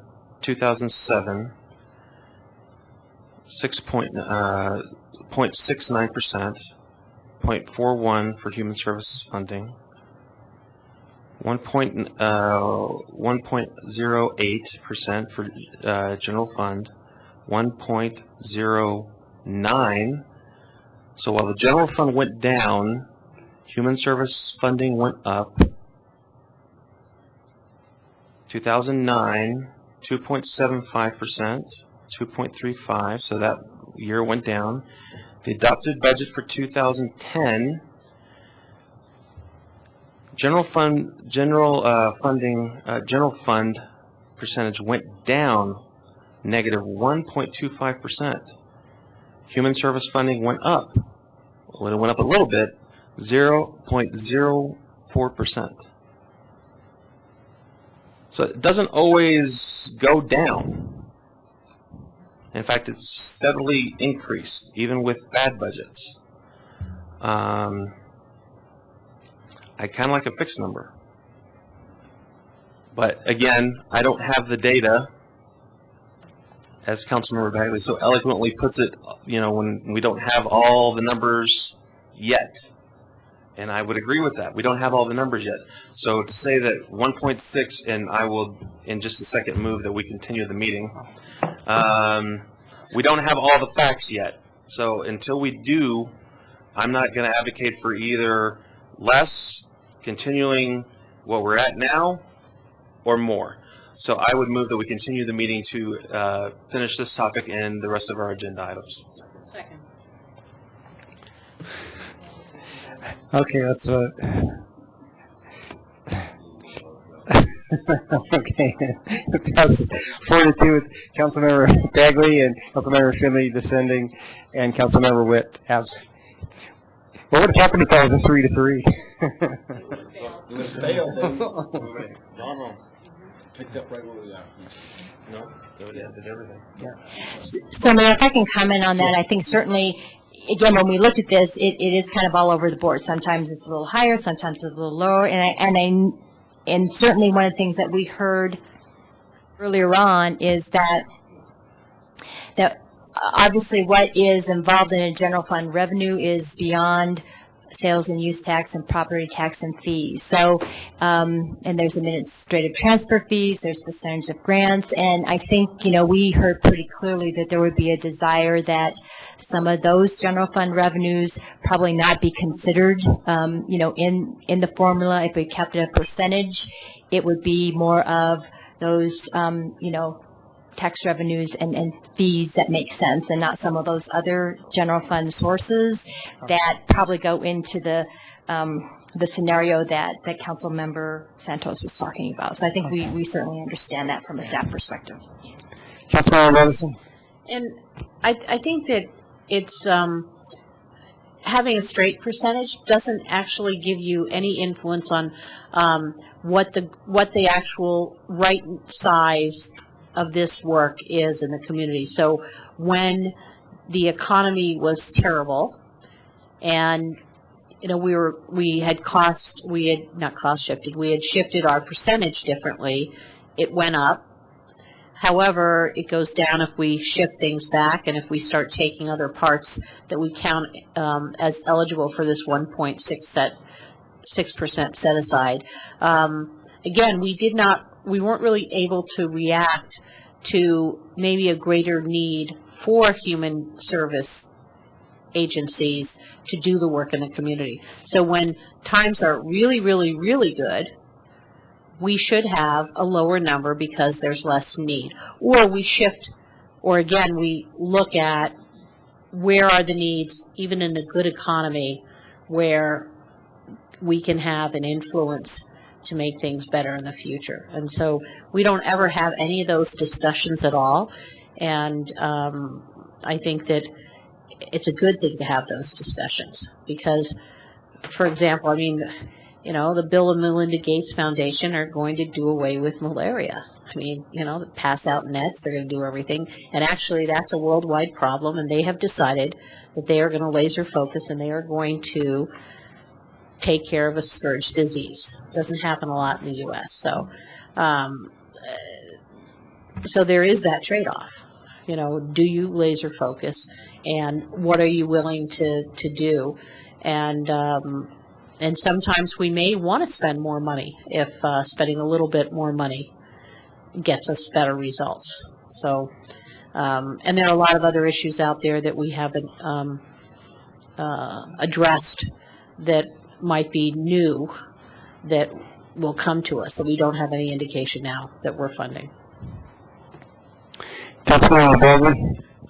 Thank you, Mayor Coombs. It just dawned on me. We do have data, though. That's called math. Yeah.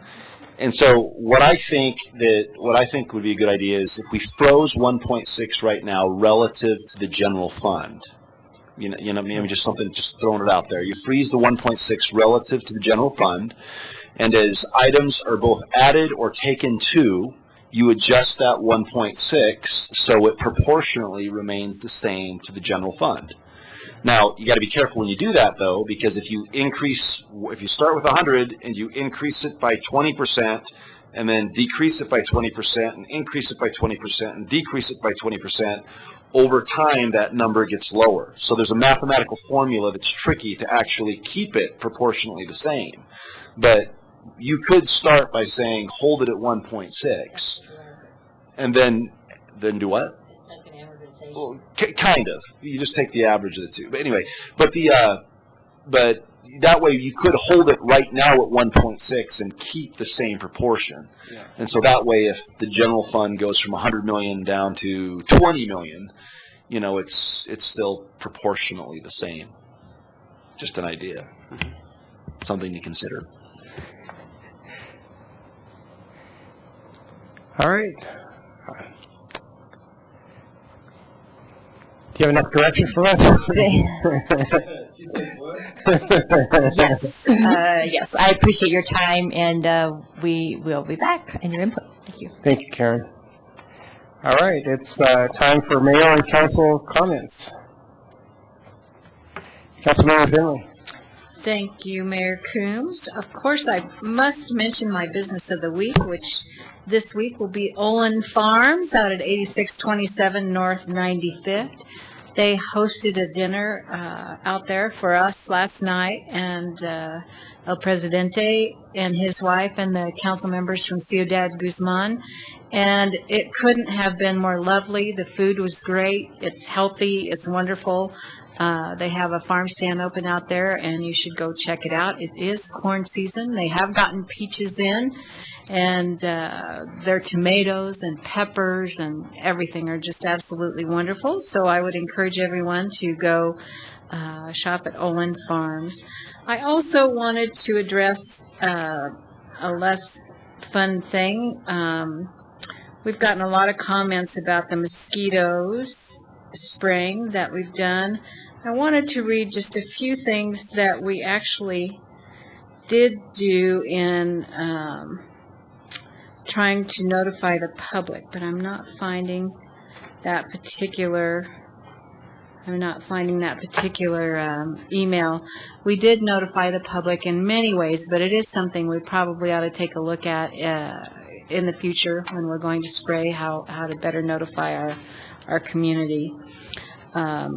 And given the lateness of the evening, no one wanted to hear me read that anyway. But those are our comments this evening.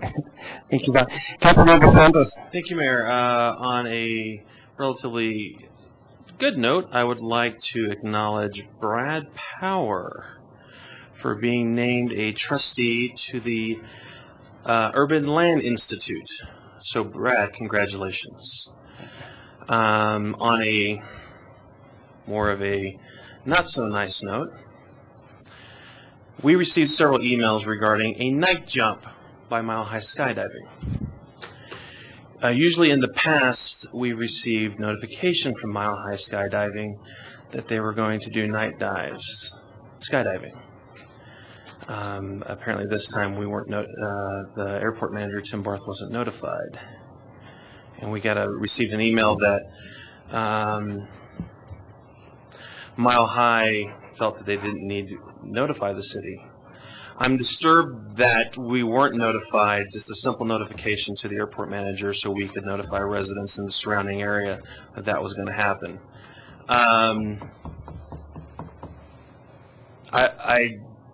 This was something that we had, an agreement with the owner of Mile High Skydiving that he would at least notify us when that was going to occur. I saw it as a business doing something in good faith to at least try to alleviate some concerns of the surrounding residents.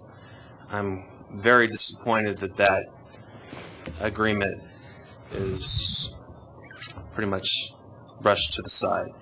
I don't know if any other council members received it. I'm sure we all received the same email late in the evening on, I believe it was Saturday night.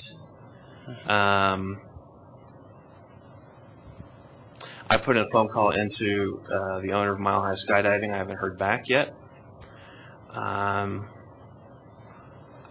I would like to see if we could try to get that same agreement back. I think it's vital that we have that. Some people still will complain, but I'm very disappointed that that agreement is, that the owner of Mile High Skydiving felt that agreement is just not worth anything. So if any other council members feel the same way, Harold, I'd like to talk to you a little bit more about it, and Brad Power, if you guys have an opportunity, because I'm a little upset with the owner of Mile High Skydiving right now. So if you have some time, I'd love to talk to the owner of Mile High Skydiving. Councilmember Robinson. Thank you, Mayor. I forgot to announce this the last time we had a council meeting. The Colorado Municipal League is hosting a Youth and Local Government Day. It's a workshop for high school students, and it's their first ever, and it will cover topics such as communicating effectively with your town board or city council, staying involved in government after you graduate, municipal use of technology and social media, Amendment 64 implications, including also a tour of the Capitol and a visit with Speaker of the House Mark Ferrandino. The cost is $35. It will be held at the Colorado Municipal League building at 1144 Sherman Street, and 8:30 to 5:15 on Friday. So for all you parents out there looking for something for your high school student to do that would look great on their college applications, this would be it. There's also complimentary parking at CML for those attending the workshop. So further details, www.cml.org. And I also wanted to address the mosquito spraying issue. I think we have not reminded people that there was a shift in policy from adulticiding primarily to larviciding. So if we can't get some of that information back out to the public at large, and obviously we are not doing a really good job with communicating with people that don't read the newspaper. They're not actively engaged, being proactive in signing up to get our email alerts on Fridays. So we have to figure out a better way to use methods of communicating with people when it's not all about them, us telling them check our website, because they haven't even gotten the message that they should check the website and that that's a reliable source of information. That's the first thing they're ever going to do when something is going on in the city, is they're going to constantly check the website. That's not reality. The other thing I'd like to address is the fact that, once again, we advertise for all these boarding commissions, and the first round I heard we got a big 0 of applications. And I see that we've had another resignation on a board, Parks and Rec Board. Matt Linden had resigned, so now we have yet another opening on boards and commissions. So, if anyone's out there in TV land still watching, spread the word. It's a really good way to help your community. It doesn't take a lot of time for a lot of these boards, and please check it out and see if you can't help us out in an advisory capacity. Councilmember Bagley. Thank you, Mayor Coombs. I've been wanting to say this for a while, and Mayor Pro Tem Santos's comments. I know that Tim Barth's not here tonight, and there's not a whole lot we can do about the runway due to federal laws, et cetera. I get that. But the proposal that, in talking with people, in talking with airport management, and talking with the people who seem to complain, there are basically 4 things I think we can do. Is we can ask that they do. They don't have to do it, but 4 things that if we could convince them to do, One, use the whole runway. Two, use the whole box, the air box. Three, restrict hours on Sundays. Don't start so early. And then four, communicate with the public regarding night jumps, etc. Now, granted, they don't have to talk to us. They don't have to cooperate with us. However, my understanding is that they've got a lease out there for some new property. They might have some financial troubles meeting city requirements regarding grading and all that kind of stuff. So I'm wondering if we couldn't explore the possibility of like an MOU, some type of, not an intergovernment agreement, but some type of, public-private partnership where we basically say, look, you do these four things, we'll either lower your lease rates, we'll make it up to you, and just do this. And then we have a binding contract that does allow us to interact with him. And so we can't yell at him, we can't scream at him, we can't force him, but we might want to offer him a carrot. And so just something to think about. Next, whether you like him or hate him, Brian Baum, the former mayor of Longmont, his cancer's back, and Ward 1 is their representatives. Just wanted to send out a public prayers and thoughts his way and wish him a speedy recovery as he undergoes the next couple months of treatment. And that just sucks. So, Brian, ex-former Mayor Baum, hope that goes well for you. That's it for tonight. Thank you, Mayor Coombs. Since a couple of council members brought up the spraying issue, not to take anything away from the people that came to speak to us a couple of weeks ago, but I have personally gotten an equal number of positive comments from people that said, we like the fact that you sprayed.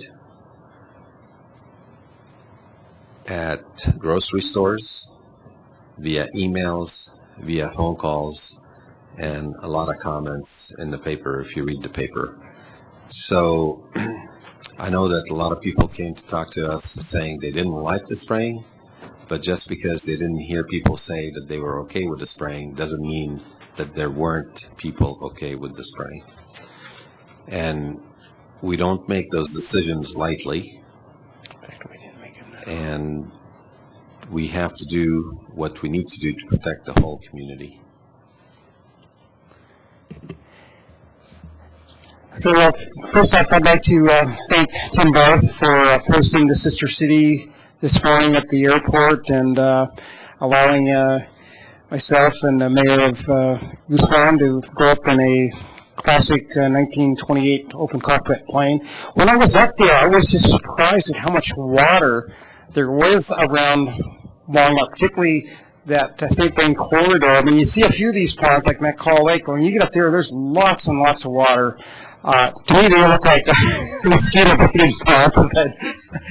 But I kind of agreed with what some people said. I think it would be nice maybe, at some point, maybe in the fall or the winter, before this becomes an issue, I would like to have a study session where we actually talk about how does our larviciding program work, is there ways to improve it, how do we address all these ponds that aren't on city property, that are out in the county, who's responsible for them, because, it won't do us any good to do larviciding if the private owners aren't doing the same thing. So, basically, is there a better solution to the mosquito problem that we can do a better job on? And I think having the public, a study session on that, just to educate myself, is a good idea. I also think it's a good point that if there is an expert on, it's like anything on fracking, there's the extreme views, you don't know what's real, because I went and I read some of the studies, and they talked about, well, if you have direct inhalation of, you spray these rats with this, they get sick and die, but yeah, we're not, but what is the real data? I think if there is an expert, that we should hear both sides of an issue, because this is a really complex issue, and I want to make sure that we are doing the right thing, we have all the data, and, another thing that people don't realize is this was not something that the city council voted for, because, previous city councils changed how the city, that if there was a general emergency declared by Boulder County Health, it was not our decision. It was just, acted on. So I just wanted to clarify that. But I do think, that I like the idea that the public's engaged, but, maybe we didn't get all the facts, to my satisfaction, looking back, that, myself, I've got a friend that had West Nile really, really seriously, so it probably, I have no qualms about, I think if I did vote on it, I probably would have voted this way on the information that I had at the time. I don't know if more information would have changed, my feelings on that, but, so anyway, I just wanted to comment that I think it is a good idea that maybe in the winter time that we do have a study session on what exactly we do with our larviciding program, just so I'm more educated on how that works and how effective it is, and is there ways to improve upon it. So thank you. And also like to again thank the city staff for all the work that they did with supporting the sister cities. So all right. City manager, any comments? Just to touch on the mosquito discussions, we actually are engaged in that review of the program, and we're setting up meetings to get everyone together and really talk through it. We used a number of methods to try to get this information out. So to provide the information that Councilmember Finley was asking, we utilize news releases, e-alerts, e-news, Facebook, Twitter, Channel 8, Channel 16, City Line, at Rhythm on the River we were talking about, we were actually passing out packets of wipes for mosquito and talking about this issue and really encouraging folks there to use it. The website, on YouTube, we have videos.